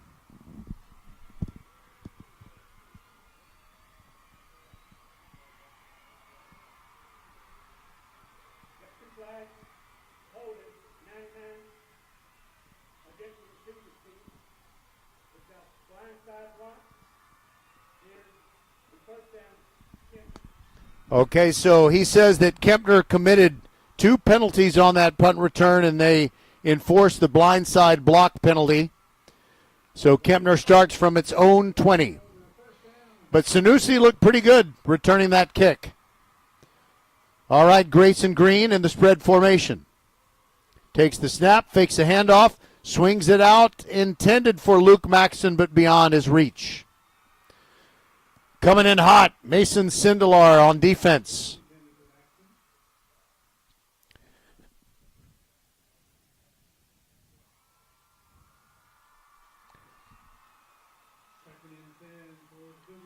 All right, so Kempner makes a little personnel change, brings in Derek Smith. He is paired as a running back with Makai Jenkins, perhaps to provide a little bit more protection on pass plays for Grayson Green. 2nd down and 10, Kempner from their 20. They trail 36-7. We're in the second quarter. And a running play to the right. Jenkins trying to get outside of the backfield, and he's dumped for a loss. Oh, what quickness. Jordan Kreitz following him the whole way, and I think he came really close to a face mask penalty, but didn't grab it, so it's 3rd and 18. Kempner's really in a spot here. To see if the line can protect Green long enough for his receivers to get down the field a little bit. On 3rd and 18, you need a big chunk. Line of scrimmage is the 12. Dropping back is Green. Screen pass, tunnel screen. Luke Maxson breaks a tackle. He gets to the 20. Still alive. Fighting to the 24. He's still short of the first down by about 6 yards. So it almost worked if he would have broken one more tackle. And by the way, we got a Friendswood player down. It's one of their really good players, especially on defense, Jordan Kreitz. And we'll take a break while they attend to him on VypeFortBend.com.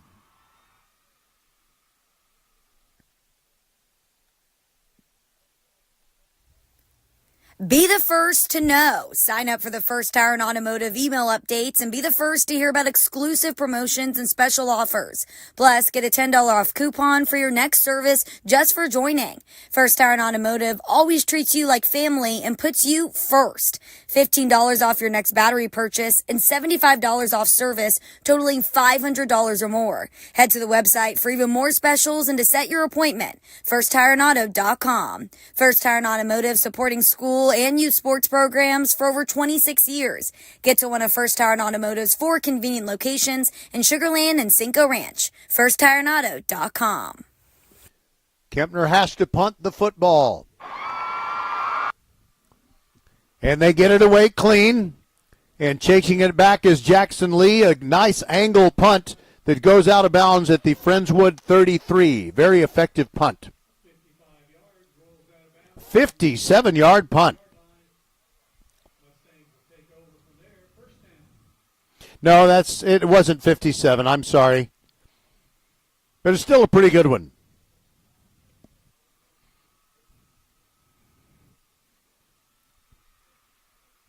I'm going to go with a 41-yard punt. No return. Friendswood leading 36-7, 5:25 to go in the half, brings the offense back out. Standing by is our halftime guest, Daniel Gotera. Low snap, Butler picks it up. And a give to Bateman. A penalty flag comes in as he gains about 11 yards through a whole bunch of traffic. Offensive holding on Friendswood's Tyler Threadgill.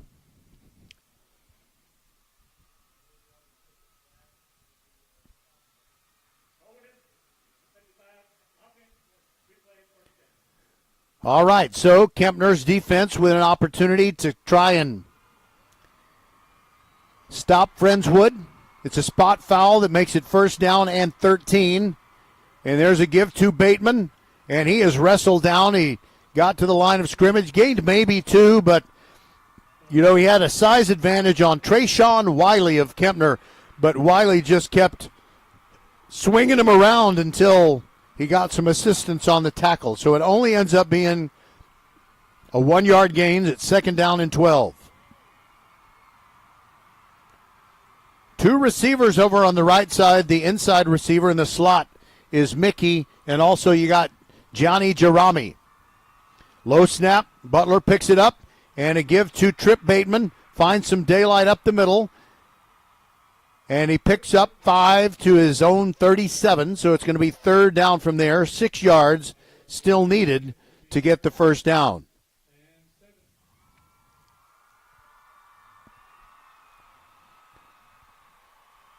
All right, here we go on 3rd and 6.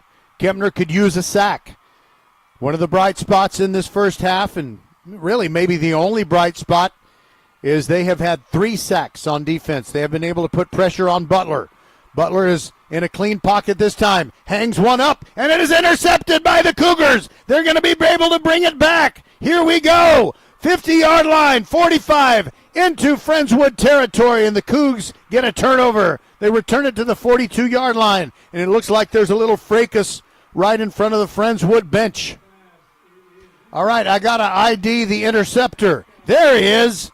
That interceptor is Samuel Menka. Made a really good play on a 50-50 ball. That was earlier in this second quarter, and he makes the pick right there. Butler really hung it up.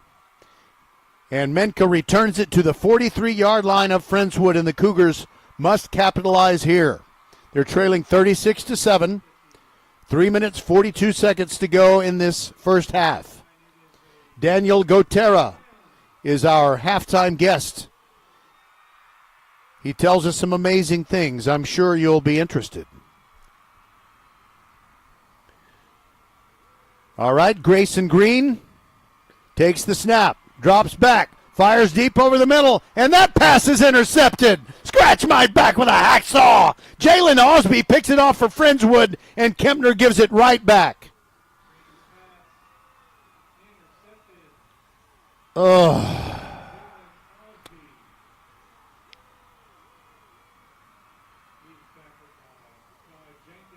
I'm okay. I'm just trying to think of something to say. 4 interceptions thrown in this first half.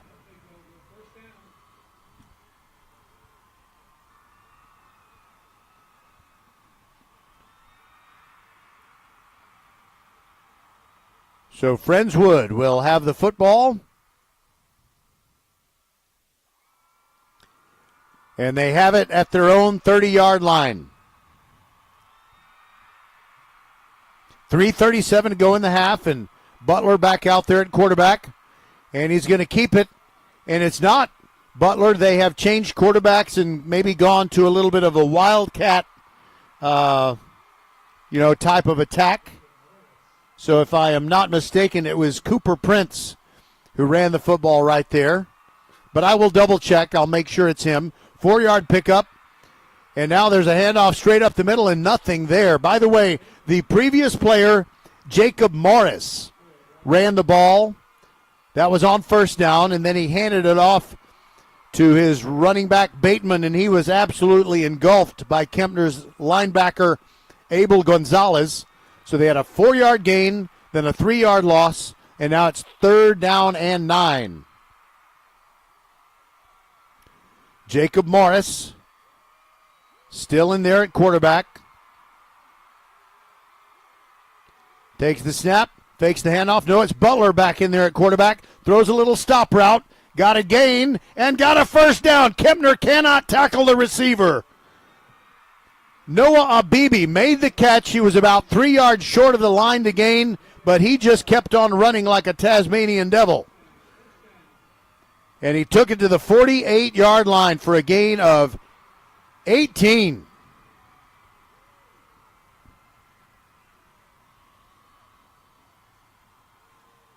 No, that's incorrect. It wasn't a gain of 18, but it was a first down gain. They go right back to Abibi, this time on the near side, and he catches the pass for an 8-yard pickup. John Red Denman of Kempner on the tackle, collaborating with Roman Morales. 2nd down and 2 for Friendswood. They lead 36-7. 2:03 to go in the half. Clock ticking down. Butler looks over at the sideline. Still 20 seconds on the play clock. Butler hands it off to Bateman. Zigging and zagging, finding daylight just straight ahead, and plenty of yardage beyond what he needed for the first down. He picked up 8 more all the way down to the Kempner 37.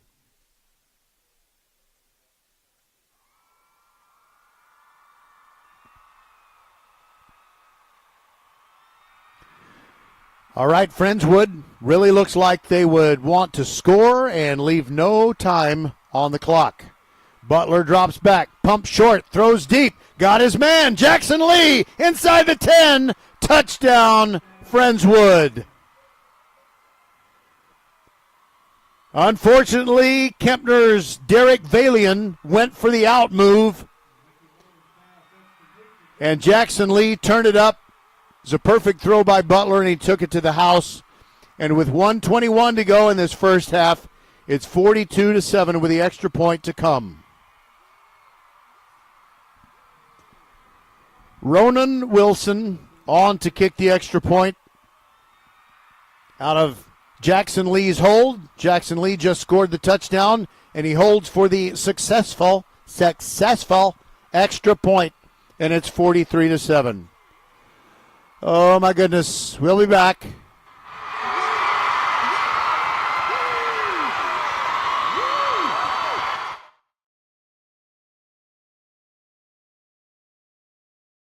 Be the first to know. Sign up for the First Tire and Automotive email updates and be the first to hear about exclusive promotions and special offers. Plus, get a $10 off coupon for your next service just for joining. First Tire and Automotive always treats you like family and puts you first. $15 off your next battery purchase and $75 off service totaling $500 or more. Head to the website for even more specials and to set your appointment. FirstTireandAuto.com. First Tire and Automotive, supporting school and youth sports programs for over 26 years. Get to one of First Tire and Automotive's 4 convenient locations in Sugar Land and Cinco Ranch. FirstTireandAuto.com. Mark your calendars. Professional volleyball is coming to Houston in January 2025. Led by Houston's newest pro team, Love Houston Volleyball. Get ready for non-stop action as some of the world's best players take the court. Featuring Olympic medalist Misha Hancock and Jordan Thompson. Love Houston is ready to compete for the season's first championship title. Get your tickets now for this historic first season. Visit lovb.com today. Volleyball is the next major league. Friendswood kicks off, and it's a return by Kempner to the near side across the 30 to the 35. That's Ayo Afolabi.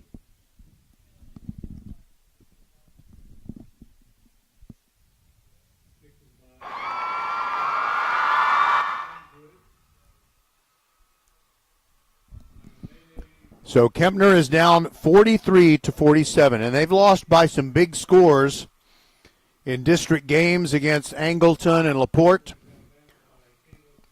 But Friendswood is threatening to put more points up on Kempner than anybody else has this year, and you certainly wouldn't want that to happen on senior night. Grayson Green on 1st and 10 from the 36. That's where they marked Afolabi out, and it's a running play. Makai Jenkins is buried in the backfield. Nothing there for him. Jacob Molina, Caleb Allen, both in on the tackle. Loss of 4, 2nd and 14. Kempner's going to take their time rather than going up to the line. They will huddle up. I think they just want to end this series of downs, avoid turning the ball over, and head for the locker room to get regrouped. Green hands it off to Makai Jenkins, goes up the middle, moves to his left to find some daylight. Can't. He is gang tackled, but the guy that really made that happen was Caleb Condon, the middle linebacker. He kind of forced Jenkins to take another route. And I think we've had the final play of this first half. 10 seconds left, and Kempner's not going to stop the clock. 43-7, Friendswood on top. As we go to the halftime break, we've got Daniel Gotera. He's our good buddy. He's waiting in the wings. This is VypeFortBend.com.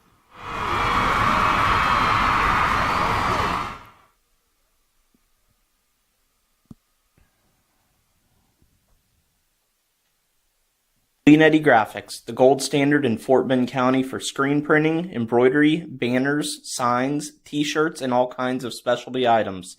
Whatever you need to advertise or show school spirit, team spirit, or company spirit, nobody does it better than Leanetti Graphics.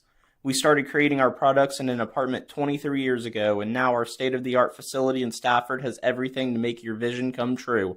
Call your friends at Leanetti Graphics, 281-499-4959. Leanetti Graphics, the official banner provider for VypeFortBend.com. Welcome to halftime on VypeFortBend.com. Glad to have you with us.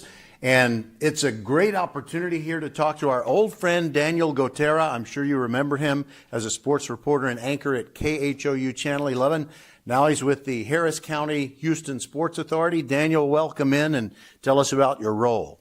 Well, thanks for having me, Roger. Appreciate it. Always enjoy the work that you guys do at Vype and all the high school coverage that you do. It's really valuable, right? Because I think a lot of people are passionate about it and they just need access to it. So this is good stuff. So thanks for having me on. I am a communications director here at the Harris County Houston Sports Authority, and we do a bunch of stuff for the community when it comes to sports engagement with the city of Houston and in Harris County. And it allowed me to transition from Channel 11 to come to the Houston Sports Authority and still be involved in sports. I run the Hall of Fame for us, the Houston Sports Hall of Fame. I do stuff for the Sports Awards. So a little bit of everything to stay engaged. Outstanding. So I remember back when I was a teenager, and that was a long time ago, like Carter administration, long time ago. But there was a Houston Sports Authority at the time then, and I remember vaguely a man's name, Sidney Schlenker. Does that name ring any bell with you, or have there been many changes in leadership of the Harris County Houston Sports Authority? So this iteration of the Harris County Houston Sports Authority was started after the Oilers left town in the late or mid-90s, and then there was some rumblings that the Astros and the Rockets wanted new stadiums, and they were possibly leaving. So the city and county government got together, and they decided to form this entity in the late 90s to make sure that our professional sports teams are taken care of and the stadiums are built and the taxpayers were able to fund that as well. So this iteration started then. That's a name that I'm not too familiar with, but I appreciate your memory on it. Well, maybe you shouldn't appreciate my memory because it might be a little bit inaccurate. That might have been some other kind of entity that might have had the word authority in its name, but it may not have any connection to where you are now. Well, yeah, I don't think it does, but there's always been that need to fulfill that sports appetite right here in town. And that's why we're here. And we want to make sure everyone is happy and all the teams are satisfied. Absolutely. I mean, I know the heartache of teams leaving. So anything you can do to bring great events here and make sure the teams stay, that's a good thing. All right. So you did such great work at KHOU Channel 11, but there was something kind of outside of what you did on air. This documentary about Marshall Buffs football called The Program. And I wondered, first of all, have you done work on any other such film, or was that the only film that you produced? So, yeah, while I was at Channel 11, I had the idea to do something outside of the normal news realm, right? Because I think there is a little bit of a need for that type of content, sports content that just kind of dives deeper into sports stories, into communities. So I came up with the idea of The Program. We did 4 episodes while I was at Channel 11, actually. We did Marshall, we did North Shore, we did Pearland, and then we did Santa Fe after the school shooting for their first football game after the shooting happened down there in Santa Fe. So it was a great series. I loved everything about it. Coach James Williams down at Marshall is one of my favorites. Lloyd Banks, the whole crew down there at Marshall, I love. I'm always going to have a special place in my heart for those folks because they really opened up the doors. So when you do shows like that, you really have to have the trust of the coaching staffs and of the players that will take care of them. And we did. We put microphones on all of them. You saw the show, and it was a great time that we had with Marshall. But ever since I left Channel 11, now that I've joined the Sports Authority, we did do a documentary on Andre Johnson going to the Pro Football Hall of Fame, which was really cool. We got to go to Canton with him, and we put a whole documentary on it. And it's airing right now on Space City Home Network.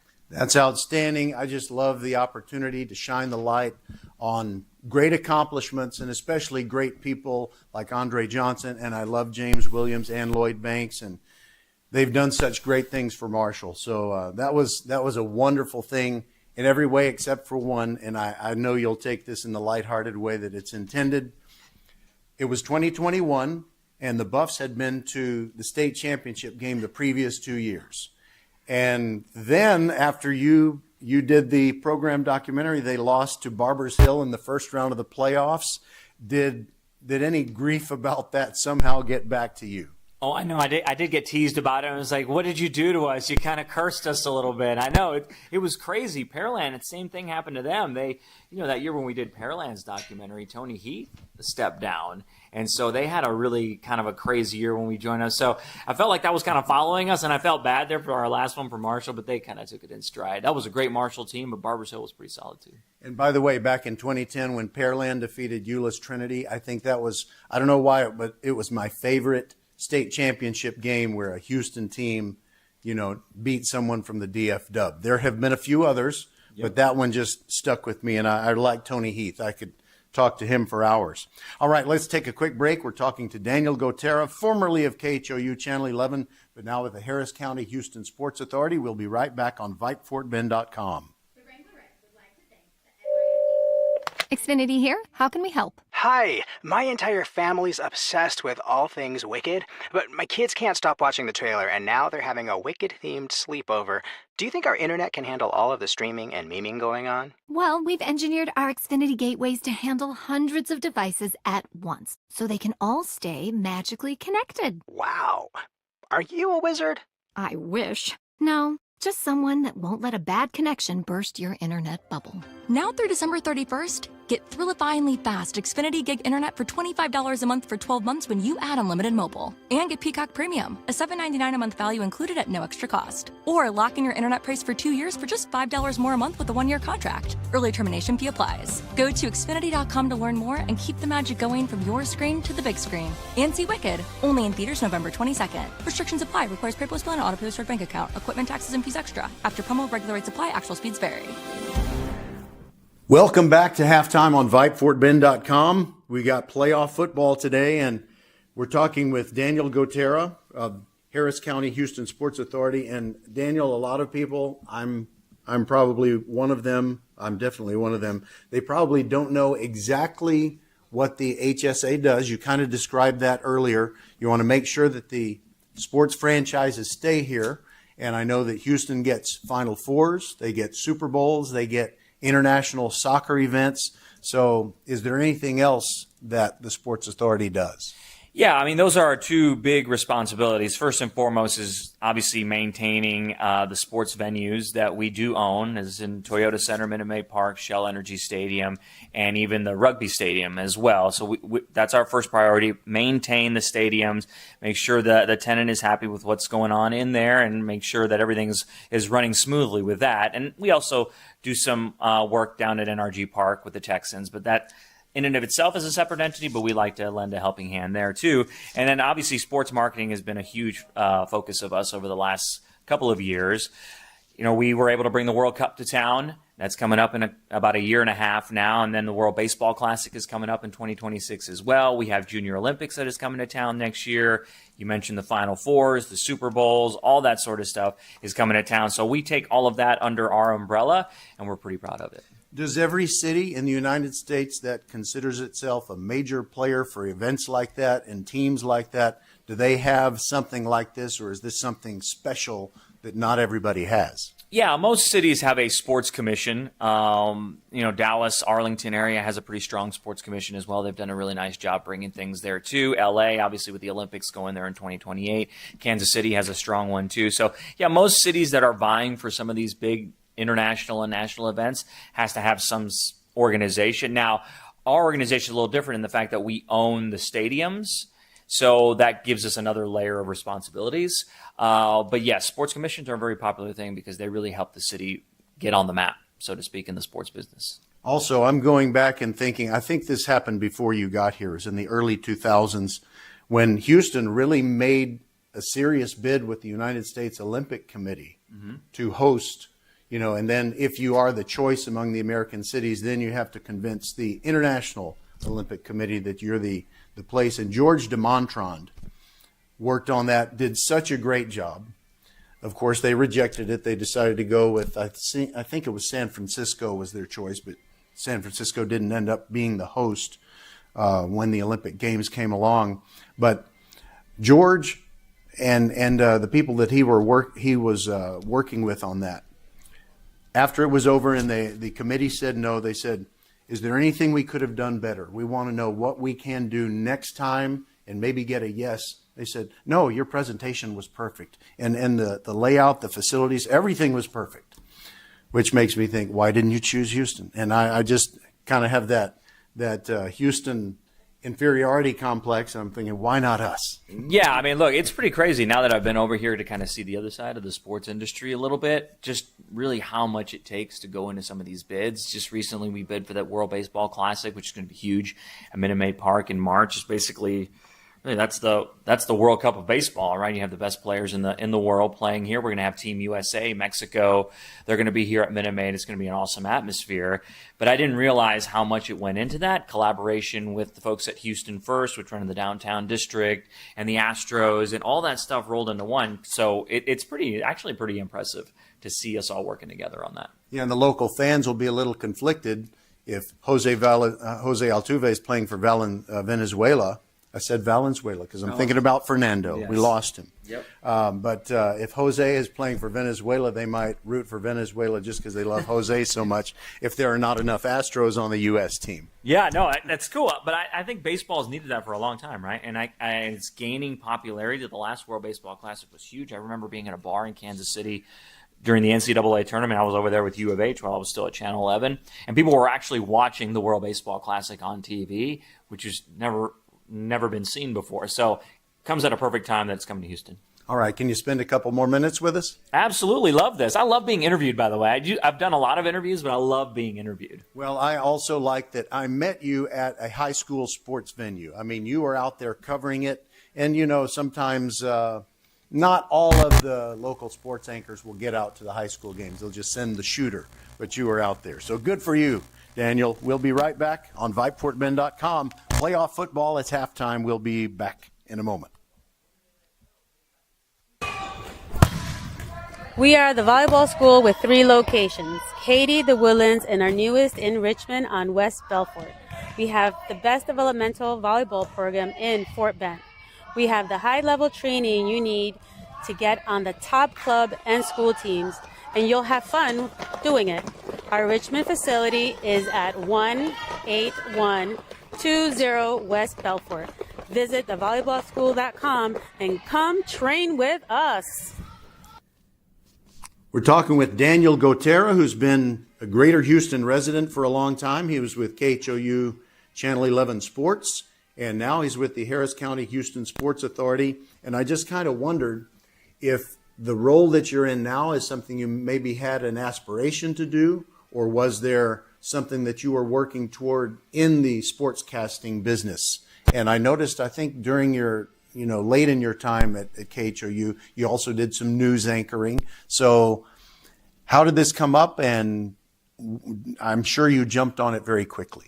Yeah, I mean, actually, while I was at Channel 11, it was a period of transition for me because, I had 2 little kids at home. You're right. I've been in Houston since 1992. So this is. I didn't realize it was that long. Yeah, this is home. I grew up here. I went to Cinco Ranch High School, and my wife is from Cy Falls High School. So, I mean, this is home. This is where I wanted to be. I got back to Houston, worked at Channel 11 for a long time, but then I have 2 little kids. They're 7 and 4 years old. I wanted a better schedule. Sports brings you to work on the weekends all the time. And I didn't want to miss some of those things. So I did do a little bit of news there towards the end, but then I got a call from the Sports Authority and said, would you like to come in and do this role, be the producer of our Sports Awards show and be our director of communications? And I thought it was just the right time for me. Channel 11 was great. I did a lot of awesome things. I covered a lot of great events, met so many wonderful people, but I used all of that and transitioned here, and I think that's really helpful. So I didn't envision being in a role like this. When you're in the TV world and the media world, you feel like that's all you're ever going to do because it's hard to really get past what you know and what's right in front of you. But then you kind of open yourself up to different things, and I've really enjoyed my time here. All right. So I don't know why that in conversations we'd had, usually during weather delays at football games. That's true. But I remember you saying you went to Northwestern. Is that correct? I went to Northwestern up in Chicago because I was born in Chicago and moved down here when I was 8 years old. And my dad went to Northwestern as well. And I hadn't realized, I had just been following Northwestern forever because my dad went there. And I didn't realize they had such a great journalism program. So when I really got into this whole journalism thing in high school, I applied to my dad's alma mater and I got in. And then I got the job down here in Houston after a stop in Sherman, Texas, where I was there for about 2.5, 3 years covering high school sports, which is what I've always loved. And as you speak to me right now, you're wearing the maroon hoodie that could be for Cinco Ranch. It was Sherman maroon. I've never seen them play. They were maroon. Yep. Yeah. Good job, Roger. Nice job. They are part of one of the oldest rivalries in the state of Texas, Sherman-Denison. That rivalry is always huge up there for the Battle of the Axe, which is very passionate fan bases up there. So it was fun covering high school sports there, and then coming to Houston, which is obviously on a grander scale. So you get to see two different variations of it. Yes, so the detestable Denison Yellow Jackets, right? That's it. Yes. Yeah. Let's go with that. They have a new stadium up there. I haven't been in Sherman in a long time, but they've built up both of those programs a lot. Now I think they jumped classification from when I was there too. But that rivalry is long standing. All right. I'm sure you get a chance to meet a lot of athletes. Spencer Arrighetti, Cinco Ranch grad. Have you had a chance to converse with him? I have not, actually. Not since he's been here. I haven't been, because my job here doesn't allow me to go to the games as much. I will say, now that I'm not in the media world, my wife and I do have tickets to the Texans game, so I still go every Sunday, but now as a fan. So now we're like big-time Texans fans. We're all in on it. I haven't talked to Spencer, though, but I'm happy for him that we've seen his rise through the organization. By the way, something I should do, but I don't. I just spit out a name, but not everybody is a seam head and loves baseball. Spencer Arrighetti, Astros pitcher, great part of the staff this year, and he went to Cinco Ranch. So that's why I brought his name up, and we'll have one more quick visit. One other thing I want to ask Daniel Gotera. Glad you're with us on VypeFortBend.com. Mark your calendars. Professional volleyball is coming to Houston in January 2025. Led by Houston's newest pro team, Love Houston Volleyball, get ready for non-stop action as some of the world's best players take the court. Featuring Olympic medalists Micah Hancock and Jordan Thompson, Love Houston is ready to compete for the season's first championship title. Get your tickets now for this historic first season. Visit lovb.com today. Volleyball is the next major league. All right, we're back with Daniel Gotera. The third quarter is going to be coming soon, but I wanted to ask him something about high school sports. I can tell that you love your memories of going to high school venues, and I just wondered, do you sometimes like a coach will watch a game, even if he's no longer coaching, and he'll kind of second guess and he'll see how things are done? Do you ever kind of watch the way they're presenting sports? Because it seems to me that the local station's sports segments are getting shorter and shorter. I have an appetite for more. And do you ever kind of look at them as an armchair quarterback? Yeah, and it's sad in a way, because when you live in a city like Houston, when there's so much sports happening, it's really unfortunate that stations are only giving them about a minute and a half. And that was always been a point of contention with the folks in the industry. Now that I'm not in it, I can say that's something that we've always thought, no, we should get some more time. We're in the city of Houston. It's okay. It's like Dallas, right? We're a bigger city than Dallas, and they get a whole bunch of time for their sports up there. So, but I think that's just the media landscape as a whole. The local TV market is different, and it's not an easy time to be in the local TV market, but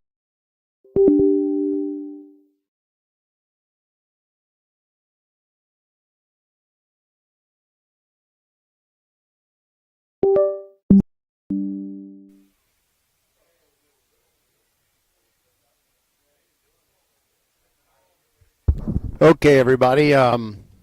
We have lost our connection with Daniel Gotera, and I'm going to go to a commercial break, and hopefully we will be able to restore that very soon. Now, all right, so let's see. Going back to Daniel Gotera. This is it's 43-7 at halftime. We got about 9 minutes before we resume the the football game. Friendswood on top of Kempner 43-7. and now all of a sudden I cannot get sound coming from our laptop. So I'm going to make a little change. Hopefully it will work out. So stand by. You're going to hear a little bit of silence for a moment or two, and hopefully we will be able to reestablish.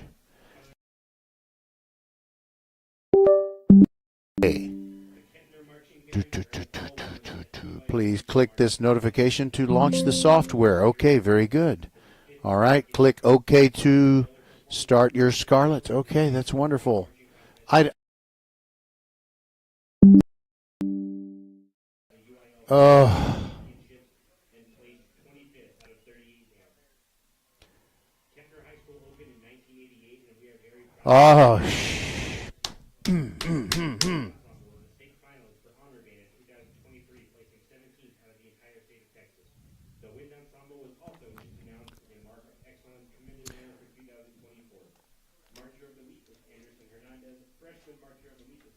Okay. Hello, hello.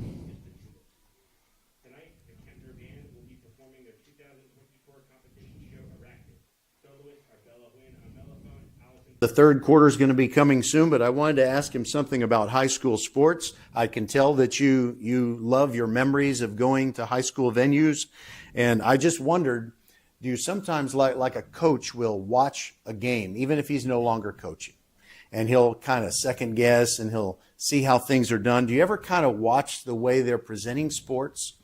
Because it seems to me that the local station's sports segments are getting shorter and shorter.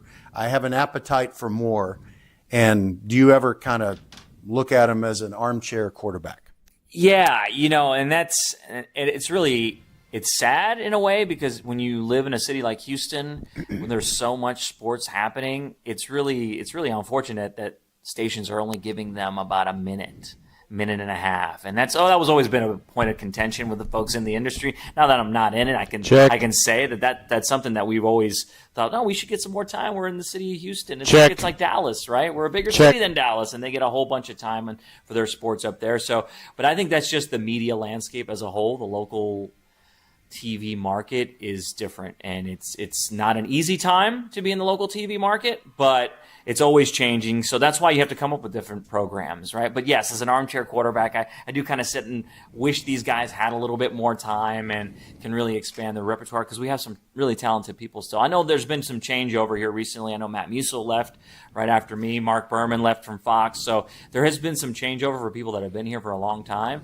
but we still have some good folks that need their time. And by the way, I am continuing to pursue getting an interview with Matt Musil and one with Mark Berman, because, the stories they could tell. Oh, absolutely. Those guys have been around for so long, and worked with Matt for 15 years over there at Channel 11. He told me a bunch of good stuff, maybe some of them that he can't share, but some that he could share, and Mark as well. I mean, those guys are just an encyclopedia of Houston sports knowledge. I think about Matt when it was the Love You Blue Oilers era, when you didn't have to hang back and only go into the terminal area of an airport if you didn't have a ticket.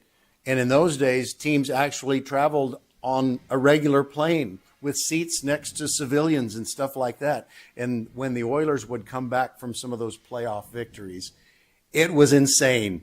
It was absolutely a fire marshal's nightmare, but so much enjoyment for those who got to see him come off the plane. Yeah, absolutely. It just felt like, fans just felt a connection to these guys a little bit more so than they do now. But again, that goes back to the changing social media landscape and how players have their own voices, and media has cut off a little bit more some of these professional teams. But it's the sign of the times. It's 2024, so things change. But yeah, those Oilers, they have documentaries made about them. I wish I had covered that team, because they seem to be a lot of fun.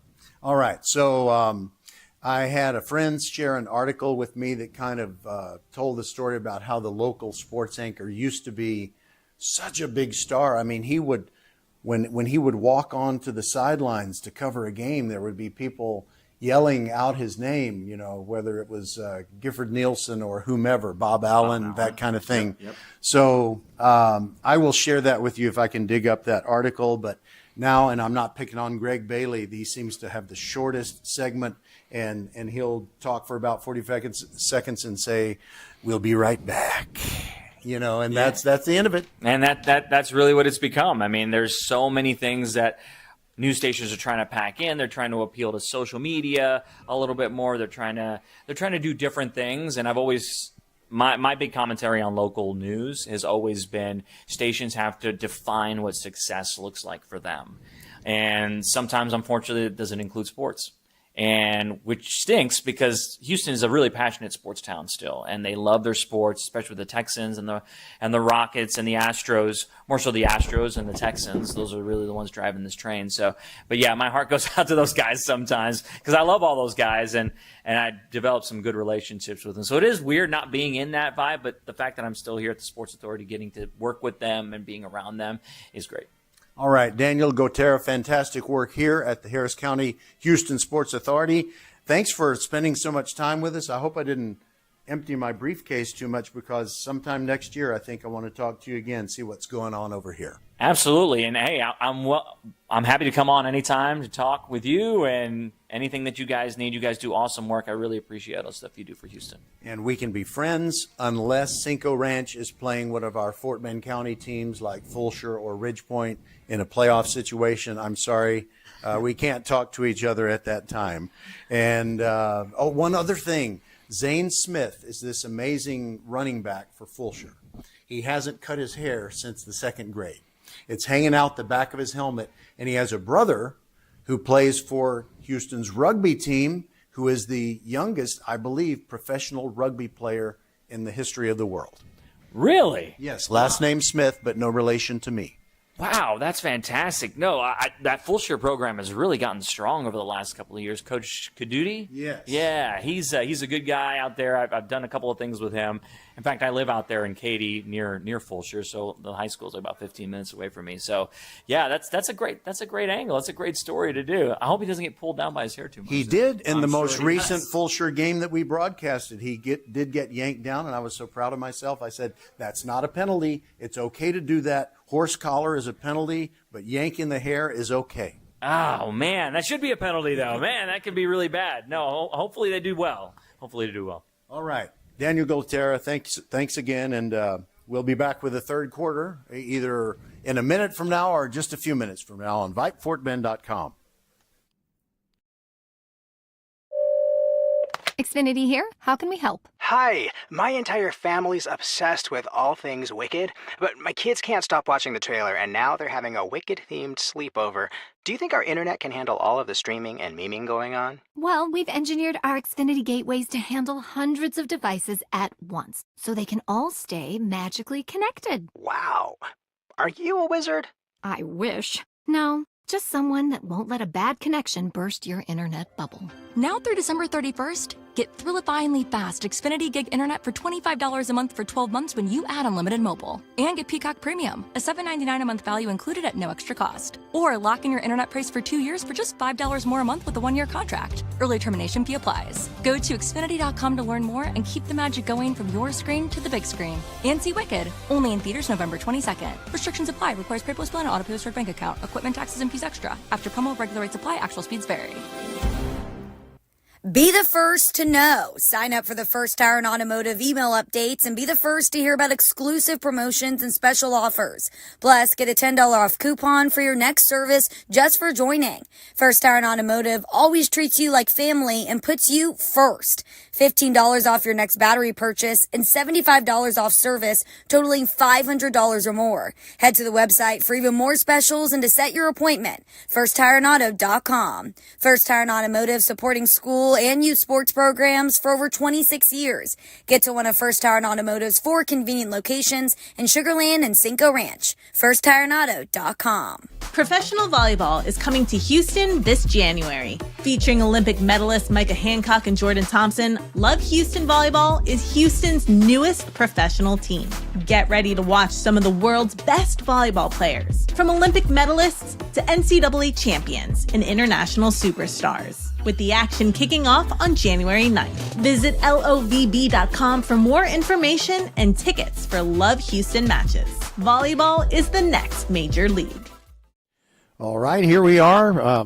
You can hear me, and you can't hear what's going on outside the press box here at Mercer Stadium. We've been having problems with our audio that worked perfectly while we were here today for the game between Clements and Travis. I came back, and it had been messed with. Our gear had been messed with, and now we can't get sound from outside. So I don't want to be in a foul mood and sound like I'm in a foul mood to you. But then again, there is the game here. Kempner came in with high expectations to compete and maybe do something, get an upset over Friendswood and get a 5-5 season. But it's 43-7, Friendswood on top as we begin the third quarter. I wanted to share with you some scores, see what's going on around the state. 56-18 was the final today when Travis defeated Clements. There was the Battle of Humble, and Kingwood defeated the Humble Wildcats 41-21.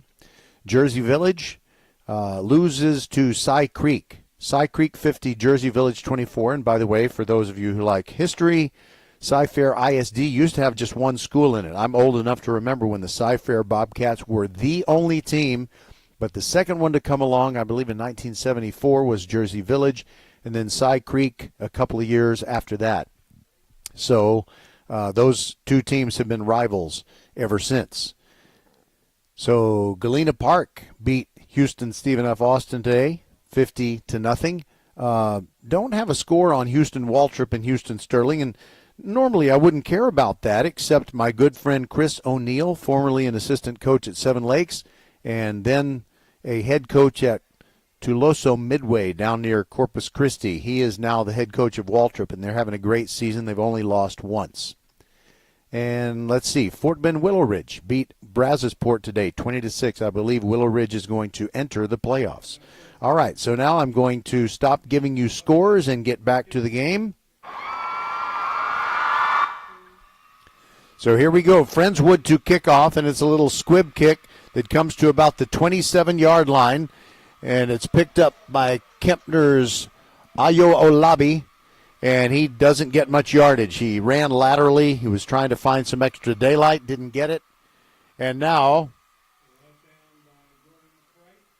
we're going to have a Kempner offensive possession, and they'll try to get something going, get a second touchdown.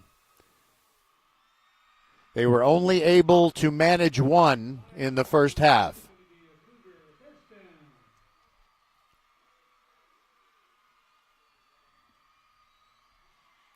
Grayson Green, the quarterback for the Kempner Cougars, in the pistol formation. Turns around and hands it off to Makai Jenkins, who fights for it and gets maybe a yard, and the reason he didn't get a yard was the tackle of number 97, Jacob Molina of the Friendswood Mustangs. Friendswood is going to be in the playoffs. That is already a done deal.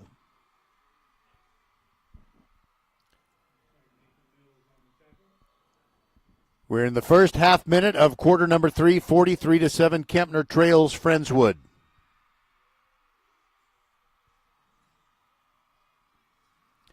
Jenkins still a running back. Two receivers over on the left side for Kempner. Luke Maxson and Mario James. There's a flag, and Kempner moved prematurely. It was their slot receiver on the near side. That's Afolabi, and that'll back them up and make it 2nd down and 15.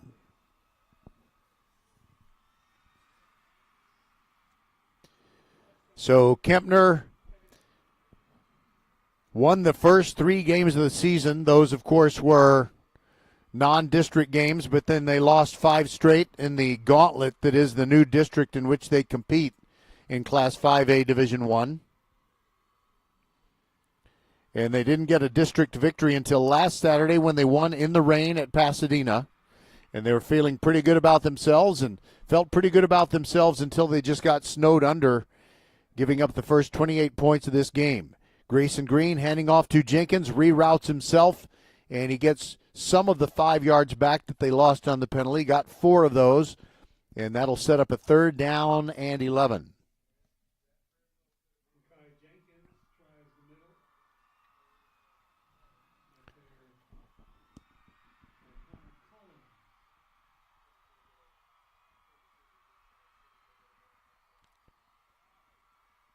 Friendswood, LaPorte, and Angleton, 3 of the 4 teams that will represent this district in the playoffs. And now he got a little screen pass. Luke Maxson hit and fumbles, but the ball goes out of bounds. It's not going to be a recovery for anyone. He fumbled at the 28-yard line, so that's where, by rule, they will spot it.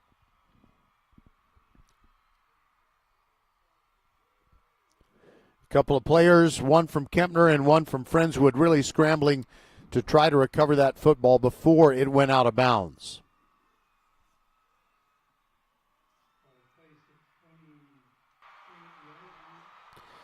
So it's time for Kempner to punt, and they'll bring on Elvin Williams.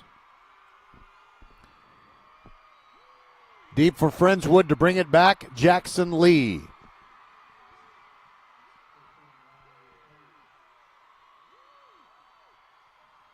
Good snap, no rush, and Williams gets the punt away. Jackson Lee catches it low, made a risky catch, but a very good one, and he ends up not getting any yardage on the return because of a great tackle by Samuel Minka of Kempner. He's had a good game, picking off a pass.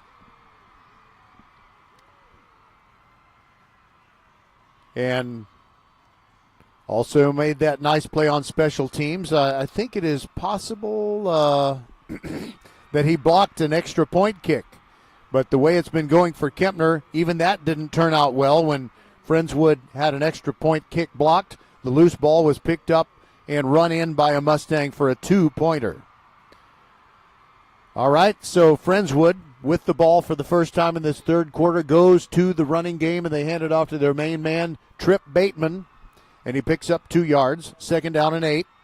Friendswood now has it at their 41-yard line.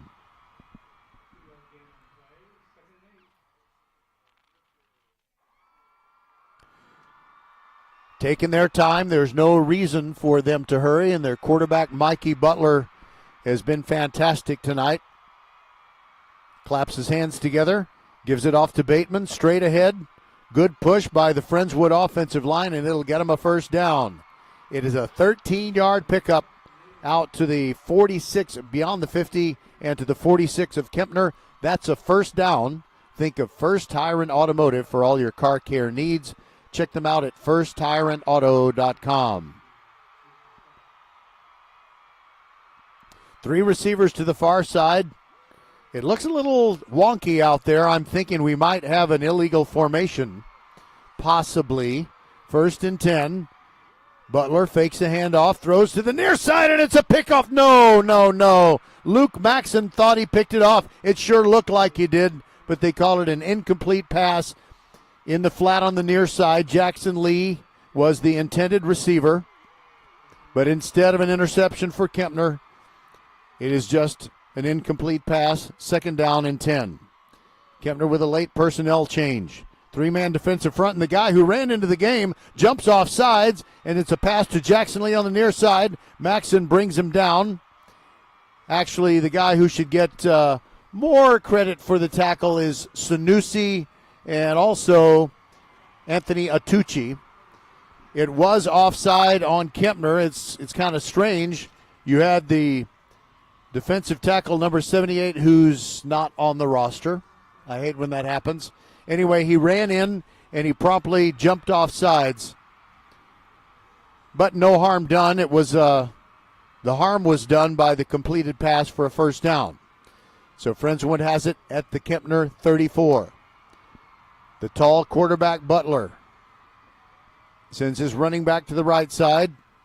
Fakes a handoff, and this time it is not Butler. They have switched out there. It is Jacob Morris running the Wildcat, and he picks up 4 to the Kempner 30-yard line. Making the tackle is Abel Gonzalez, and after he makes that tackle, he kind of dances around because he's got a bit of a cramp, but he stays out there. 2nd down and 5, Friendswood. They're taking their time. Getting close to 7 minutes left in the third quarter, and they lead it 43-7 over Kempner. And they've still got their Wildcat quarterback in there, and it's going to be a loss of 1 as they hand the football off to Trip Bateman. And Kempner gets a great play. A tackle for loss by Roman Morales. And now it is 3rd down and 6. And they keep Jacob Morris out there as Wildcat quarterback Trip Bateman to his left. Plenty of time on the play clock. It is only just now reaching 19.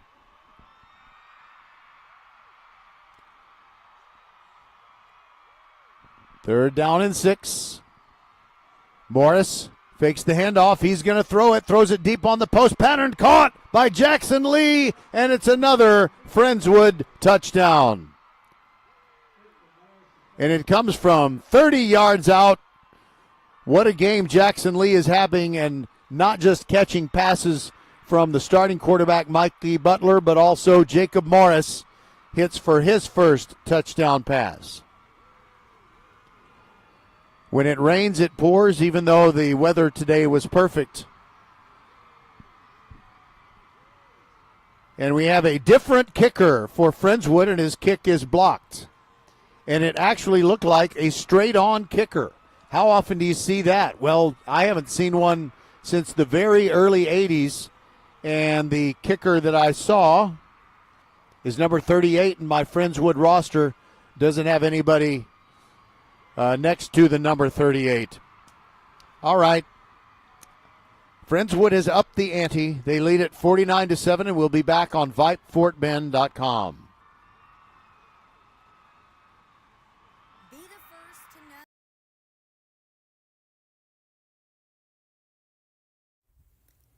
Be the first to know. Sign up for the First Tire and Automotive email updates and be the first to hear about exclusive promotions and special offers. Plus, get a $10 off coupon for your next service just for joining. First Tire and Automotive always treats you like family and puts you first.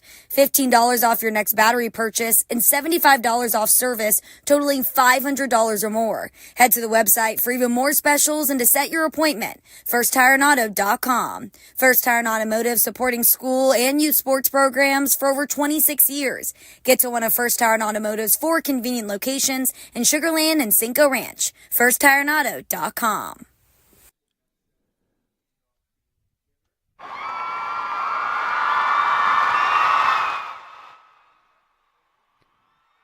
Okay, time for Friendswood to kick it off again. And this time they use number 37. No number 37 on the roster. And Kempner gets a return from Sanusi that goes across the 30 to the 32.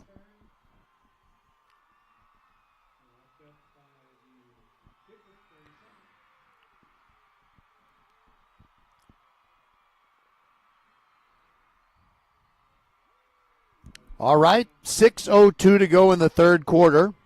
Don't forget, we've got volleyball coverage on Monday night from Hobson Fieldhouse, Class 6A Division I, a real showdown between Fulshire and Pearland.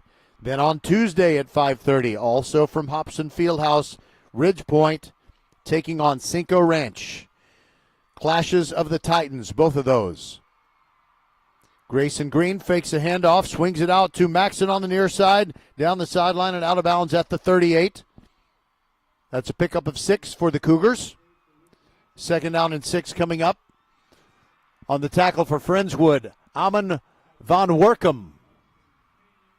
Amon Van Workum sounds like an inventor. 5.5 minutes to go in the third. And our football coverage next week in the by-district round, the first round of the playoffs, Class 5A Division II. The Randall Lions taking on Belton from Traylor Stadium. And on Friday night, it's the Fulshire Chargers taking on, by the way, there goes Jenkins for Kempner. He's loose. 40-yard line, 35-30, 25-20, 15-10. Cuts it back to the middle. Still going. Touchdown, Kempner Cougars. Makai Jenkins takes it in from 62 yards away, and that gives the Kempner fans something to cheer about and gives the flag corps something to run down the field for. The guy in front has a flag that says Kempner Cougars, then a K, then an H, then an S. And for the sake of safety, they stop in the bench area. They don't want to injure anyone. Now they run back the other way. All right, Arzate on to add the extra point. And by the way, I'm sorry, Makai Jenkins. I was promoting upcoming football coverage. It'll be Fulsher and Katie Pato on Friday night, and it kind of messed up the call of your touchdown. But the kick is good by Arzate, and that gets Kempner to 14 points. They trail 49-14. We'll be back on Vype, FortBend.com right after this. Xfinity here. How can we help? Hi, my entire family's obsessed with all things Wicked, but my kids can't stop watching the trailer, and now they're having a Wicked-themed sleepover. Do you think our internet can handle all of the streaming and memeing going on? Well, we've engineered our Xfinity gateways to handle hundreds of devices at once, so they can all stay magically connected. Wow. Are you a wizard? I wish. No, just someone that won't let a bad connection burst your internet bubble. Now through December 31st, get thrillifyingly fast Xfinity Gig Internet for $25 a month for 12 months when you add unlimited mobile. And get Peacock Premium, a $7.99 a month value included at no extra cost. Or lock in your internet price for 2 years for just $5 more a month with a 1-year contract. Early termination fee applies. Go to Xfinity.com to learn more and keep the magic going from your screen to the big screen. And see Wicked, only in theaters November 22nd. Restrictions apply. Requires paperless bill and auto pay bank account. Equipment, taxes, and fees extra. After promo, regular rates apply. Actual speeds vary. All right, so it's going to be the Kempner Cougars kicking off. They are now trailing 49-14 with 5:04 to go in the third. Arzate has tried several squib kicks and a couple of onside kicks. What will they do here? Will they stay onside?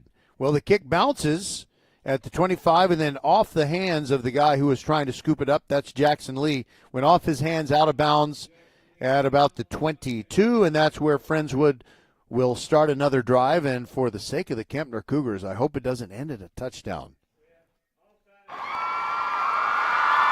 You know, I think I said that Kempner was not offside on the kickoff, but they were. And so Friendswood will take the 5-yard penalty. That'll advance it forward to their own 27, not the 22. And that is where they will actually start. I've been giving you a few scores, and I might give you a couple more.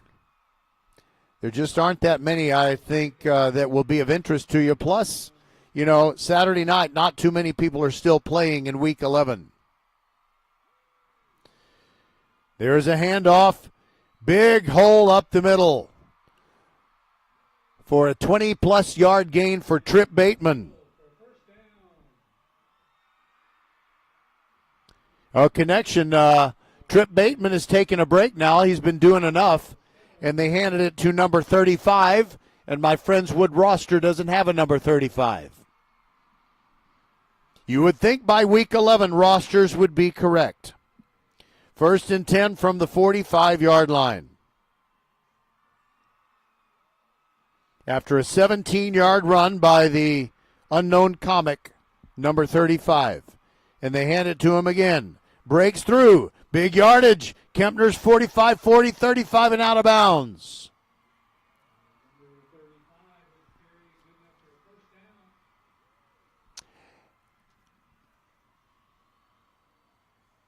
Malachi Merced of Kempner ran him out of bounds. But not before he picked up a first down. All the way down to Kempner's 33.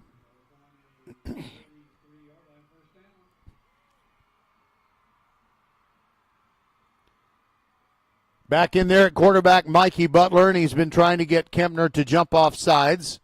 They held their water there. On 1st and 10, he hands it off, sliding to the right.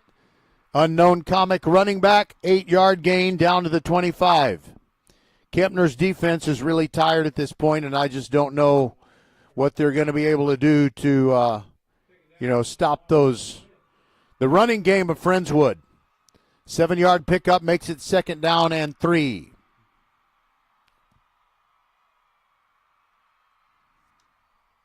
We got a Kempner player injured, and it's Shamar Smith.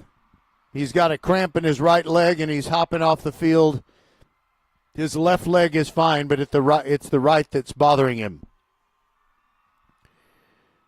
Friendswood offense has gone over to the other side, and they've turned this into a mini timeout.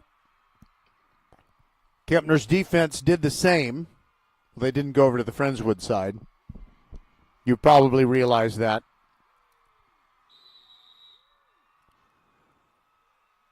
All right, here we go. 49-14, Friendswood on top, 3:14 to go in the third. And they've switched quarterbacks again. They're back to Jacob Morris. On second down and 3. Hands it off. Unknown running back. Up the middle. Gets to the 15. Runs over a tackler and gets down to the 11. That tackler did finish the job, but he's hurting. I can't see who it is right now, but I do see that he's sitting up, stretching out his legs, and I think he's suffering from cramps. All right, so I know that Mekhi Jenkins is not going to break loose on a running play while we have an injured player, so I'll go ahead and tell you that we do have football coverage later this week. Well, wait a minute. Next week. Sorry, this is Saturday night, so the week's not over. But I'm ready for it to be. Anyway, so our by-district games on Thursday. Randall at home in Class 5A Division II taking on Belton. Then on Friday, also at Traylor Stadium, we've got the Fulshire Chargers taking on Katy Paetow. And we may have a game on Saturday. I'm not sure if we can. You know, we're looking around to find out if one of our teams is playing on Saturday. We'll take a break. The cramps continue for the injured Kempner player. We shall return.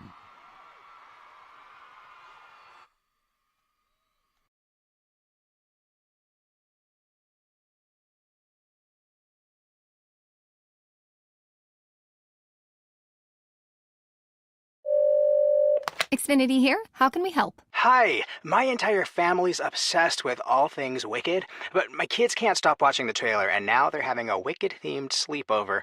Do you think our internet can handle all of the streaming and memeing going on? Well, we've engineered our Xfinity gateways to handle hundreds of devices at once, so they can all stay magically connected. Wow. Are you a wizard?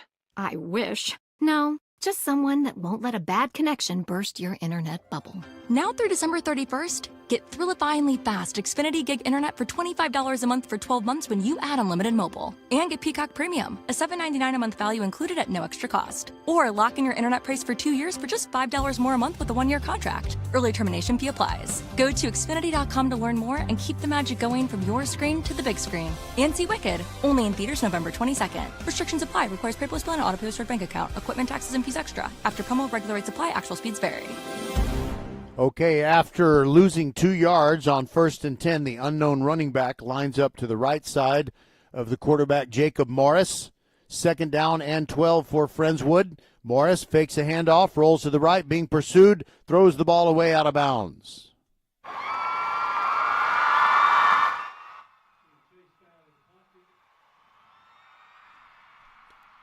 That stops the clock with 1:48 to go in the third quarter, and Kempner is on the wrong end of a 49-14 score.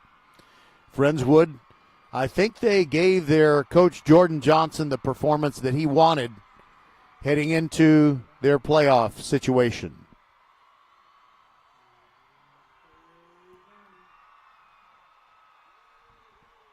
Kempner's band is having fun. I sure wish you could hear it. Our mic cord that worked this morning and the microphone that we attached to it, out of service. Jacob Morris up the middle. No daylight. Kempner's defense responds very well. Sidree Jones made the tackle for a loss of 2 or 3 yards. It's going to be 4th down, and looks like Friendswood's just going to go for it rather than try to kick a field goal. We're under a minute and a half to go in the third quarter. Jacob Morris He is tall just like Mikey Butler. Maybe just a little bit taller than Butler.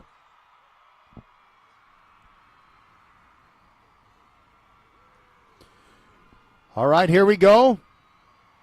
Morris takes the snap, fakes a handoff, stands strong in the pocket. Pocket collapses. Down he goes. Abel Gonzalez got him. Gonzalez fired up. Got him a sack. The Kempner pass rush has come through on several occasions tonight. And Kempner does take over on downs at their own 15-yard line. Well, they got Mekhi Jenkins loose on a long touchdown run on their previous possession, so maybe they can get that going again. Jenkins is going out there to join Grayson Green in the backfield.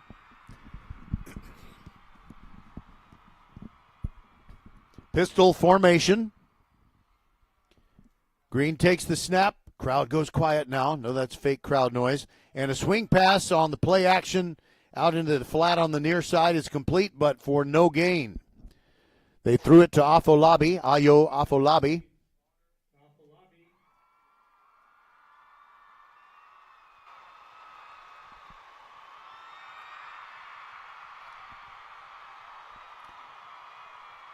So Kempner didn't move forward, but they did move to the right, so they're on the near hash mark. Clock running under 20 seconds to go in the third quarter. Green hands it off. Mekhi Jenkins tripped up in the backfield, gets back to the line of scrimmage. No farther than that.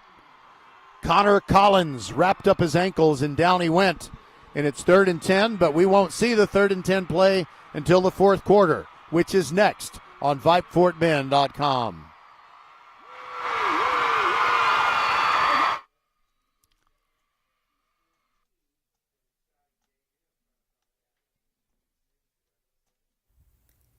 Be the first to know. Sign up for the First Tire and Automotive email updates and be the first to hear about exclusive promotions and special offers. Plus, get a $10 off coupon for your next service just for joining. First Tire and Automotive always treats you like family and puts you first. $15 off your next battery purchase and $75 off service totaling $500 or more. Head to the website for even more specials and to set your appointment. FirstTireandAuto.com. First Tire and Automotive, supporting school and youth sports programs for over 26 years. Get to one of First Tire and Automotive's 4 convenient locations in Sugar Land and Cinco Ranch. FirstTireandAuto.com. Leanetti Graphics, the gold standard in Fort Bend County for screen printing, embroidery, banners, signs, t-shirts, and all kinds of specialty items. Whatever you need to advertise or show school spirit, team spirit, or company spirit, nobody does it better than Leanetti Graphics. We started creating our products in an apartment 23 years ago, and now our state-of-the-art facility in Stafford has everything to make your vision come true.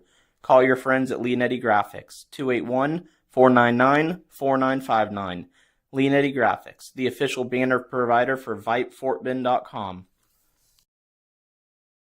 All right, so the fourth quarter has begun. We missed one play, and it was a completion for Kempner that gets him to the 30-yard line, and I found out something very important. We know who the unknown running back is now. It is Jake Young. Jake Young of Friendswood, number 35. That's cool. A couple other guys, we don't know who they are, but we'll muddle through. Grayson Green throwing a pass, a rainbow down the far sideline, and it is caught, and it's inbounds at the 40-yard line. A spectacular catch. Kempner's Elvin Williams made the catch. I didn't think he got his feet down, either of his feet, but obviously he at least got the one, and that's all you need at the high school level. So that's a gain all the way to the Friendswood 40. Kempner starting to move it again. Grayson Green rolling left, throws into the flat. He's got Luke Maxson caught at the 28-yard line and out of bounds.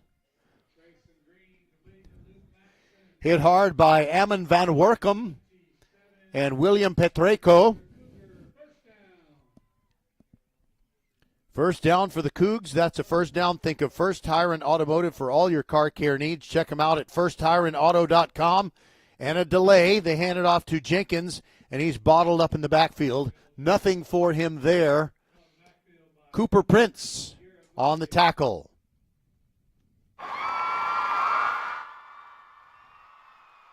Second down and 10 for the Cougars. Closing in on 10 minutes left in the game. It's 49-14. They trail it. Trying to get something going against Friendswood. Green drops back. Heavy rush, throws off his back foot. Maxson open. Caught at the 1 yard. That's a touchdown. It's a touchdown. I think he actually caught the ball and his elbows were down and the ball was short of the goal line, but they gave it to him. Great. So that gets Kempner within 49-20, and they'll try the extra point. So it goes from Grayson Green to Luke Maxson, a 27-yard touchdown pass. Xavier Arzate on to try the extra point kick for Kempner. Derek Smith to hold. While they're doing that, the flag corps running down the sideline behind the bench. Arzate's kick is up, and it's good. Kempner gets within 49-21. We'll be back on VypeFortBend.com.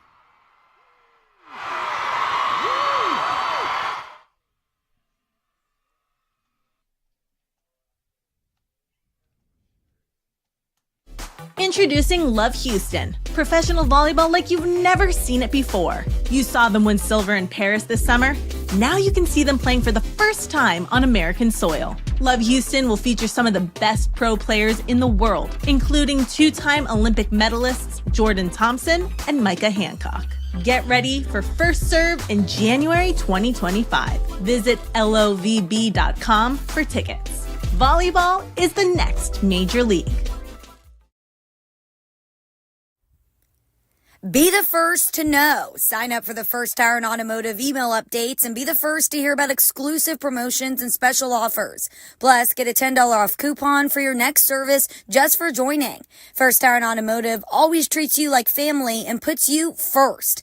$15 off your next battery purchase and $75 off service totaling $500 or more. Head to the website for even more specials and to set your appointment. FirstTireandAuto.com. First Tire and Automotive, supporting school and youth sports programs for over 26 years. Get to one of First Tire and Automotive's 4 convenient locations in Sugar Land and Cinco Ranch. FirstTireandAuto.com.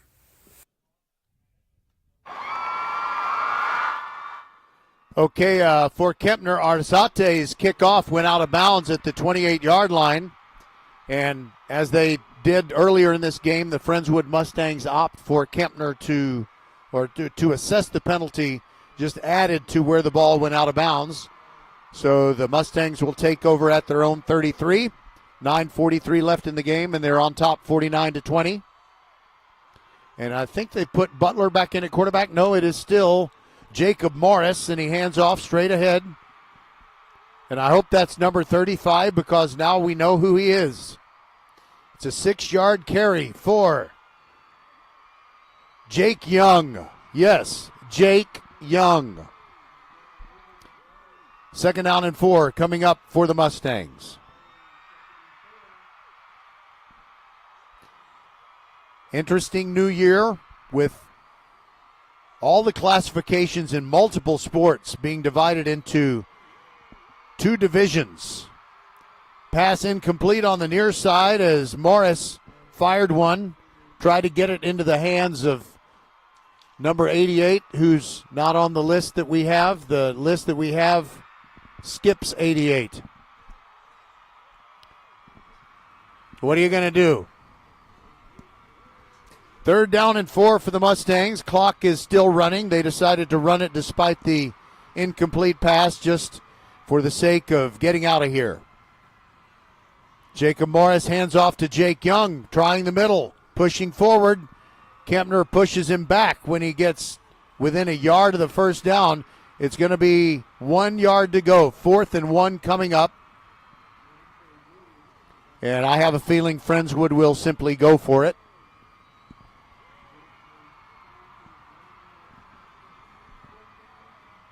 Under 8.5 minutes to go now. Kempner's defense is ready. Friendswood's offense looking over at the sideline. Now Jacob Morris calling for the snap out of the spread formation. There goes Young, pushing forward, and he got the first down. A 2-yard pickup straight up the middle. into the guts of the Kempner defense. Kempner's defense was pretty sound, but, such a short need right there.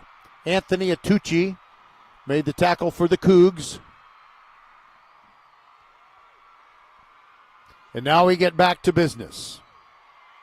From the 44-yard line, Jacob Morris hands it off. Jake Young running right. Abel Gonzalez on the backside, and on the front side of that tackle for Kempner, it was Deontay Williams. It's a gain of 4, 2nd down and 6, and a Kempner player is down. Ouch. Another one. Okay, we'll take a break and be back.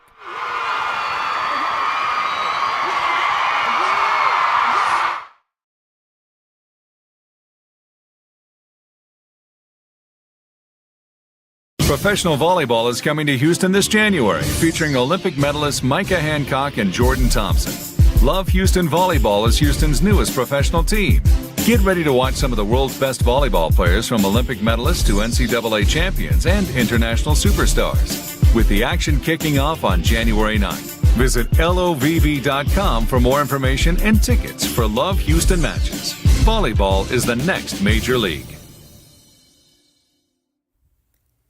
Be the first to know. Sign up for the First Tire and Automotive email updates and be the first to hear about exclusive promotions and special offers. Plus, get a $10 off coupon for your next service just for joining. First Tire and Automotive always treats you like family and puts you first. $15 off your next battery purchase and $75 off service, totaling $500 or more. Head to the website for even more specials and to set your appointment. FirstTireandAuto.com. First Tire and Automotive, supporting school and youth sports programs for over 26 years. Get to one of First Tire and Automotive's 4 convenient locations in Sugar Land and Cinco Ranch. FirstTireandAuto.com. We're back. 7 minutes left. 2nd and 6 for Friendswood from their own 48. They lead at 49-21. We're almost done with this ball game, and Jacob Morris keeps it and goes over the left side, gets nothing. Kempner there on the defense. Lincoln Ventura. Who is there besides Lincoln Ventura? Also in on the tackle, John Red Denman. 3rd down and 6 coming for Friendswood. 6.5 minutes to go. The clock continues to tick down. Jacob Morris in at quarterback in relief of the starter, Mikey Butler, who had an amazing game. Jake Young to his right. And it's a fake handoff. Morris is going to throw it off the play action, and it is caught. A diving catch at the 20-yard line. Friendswood continues to work the passing game, and that is Jordan Kreitz. All the way down to the 20-yard line, and it looks like Friendswood is looking to lay more than 100 on the Kempner Cougars. They give it to Jake Young, starts up the middle, cuts left into the daylight, all the way into the end zone. I'm not sure he was touched. Touchdown from 20 yards out for Jake Young.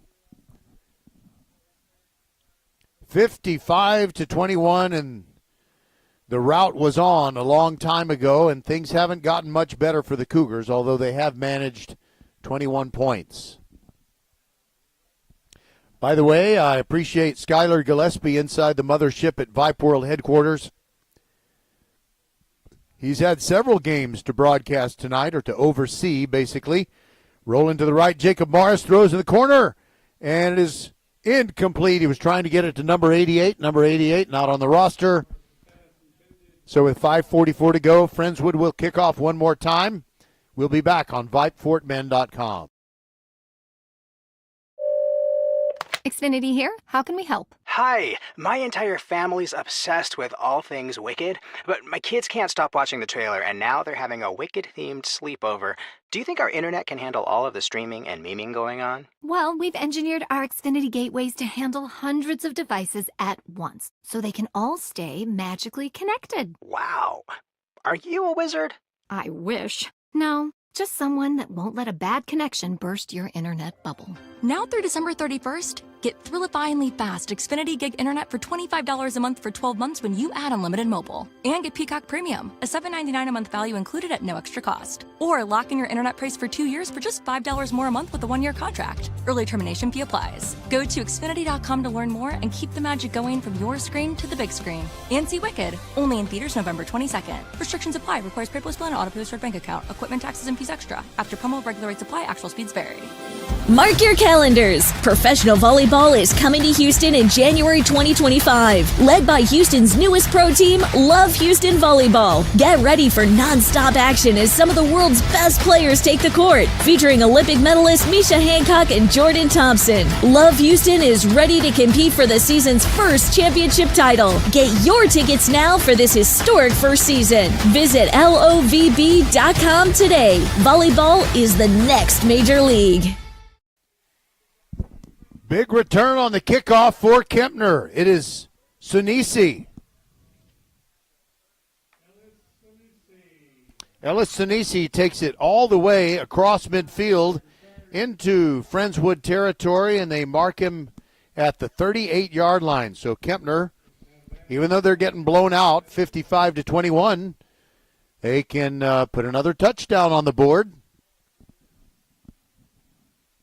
This game got away from them early because of interceptions. Quickly turned into touchdowns. There was a critical fumble on the very first play from scrimmage for the Cougs. I said they were at the 38. They're actually at the 36. And the snap to Grayson Green, and he swings it to Mario James, who goes high, tries to hurdle a tackler, but that tackler stayed under him. That's Carlos Hernandez, and he got him down, and it's only a gain of 2. Second down and 8. And James is staying down. He's hurting.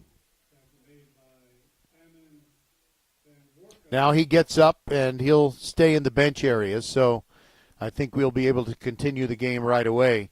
He tried to leap over the shorter player, and the shorter player stood his ground, and so you would think maybe he went down on his head or his shoulder. Actually, he's looks like a knee or an ankle is bothering him. Now a pass for Luke Maxson, and he caught it inside the 5.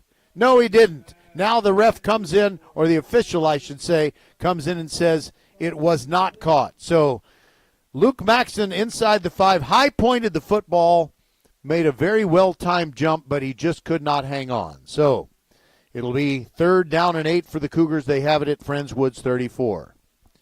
Maxson bounced right back up, and he is already lined up as a slot receiver on 3rd and 8. Ball on the near hash mark as Kempner goes from right to left in this final quarter.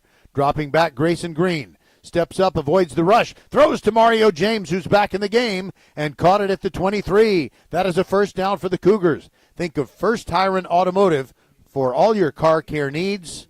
Check them out at firsttireandauto.com. Clock going to be at 3 minutes. Right now. First down and 10 for the Cougs. From the 23, Grayson Green standing strong again. Lofts one out, and he was trying to get it to Derek Smith, but he got kind of tangled up with his defender, Garrison McElwain. And the pass fell incomplete. Second down and 10. They keep the clock running out of, in the interest of mercy. I don't know if Green realizes that. He's looking over at the sideline to get the play, relays it to his teammates, and here we go.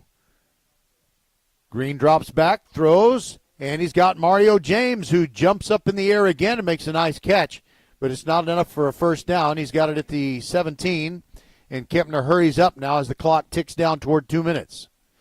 They're trying to add a touchdown. They trail 55-21. Green surveys the field. It's going to be 3rd down and 4 right here. He drops back, gets it out of his hand, near sideline, and a one-handed catch. Luke Maxson got it at the 9. It'll be 1st and goal. And the clock keeps ticking down. Kempner really does want to get another touchdown, so they'll hurry up and get aligned. Green looking over at the sideline. They got the play call. 1:30 to go. Clock continues to run. Green yells out the play call. Everybody lined up. Ball on the near hash mark, 9-yard line. Kempner trying to add to its total. Here we go. Dropping back is Green. Steps up. Fires into traffic. He got it to Maxson. Breaks a tackle. Trying to get away. Gets to the 3, and that's it.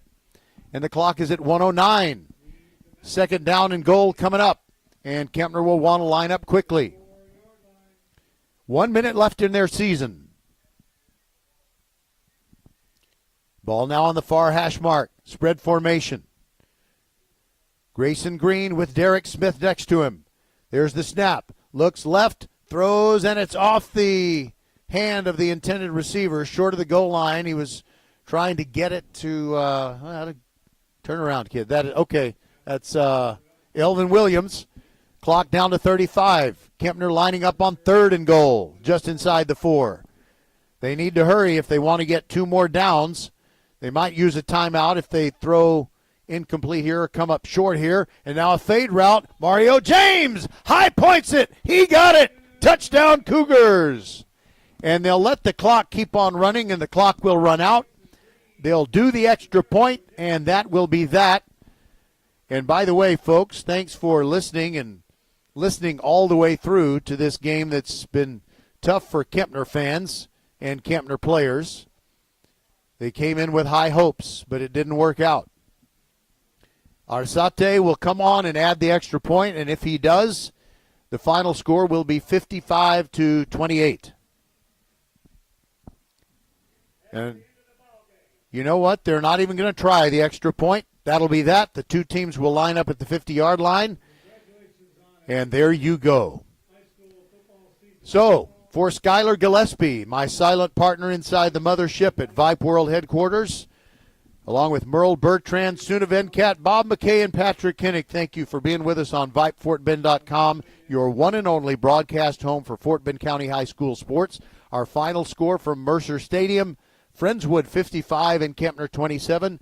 Good night and have a great rest of your weekend, and we will talk to you on Monday night when we have volleyball coverage, Fulshire against Pearland, starting at 5:30. Good night, everybody.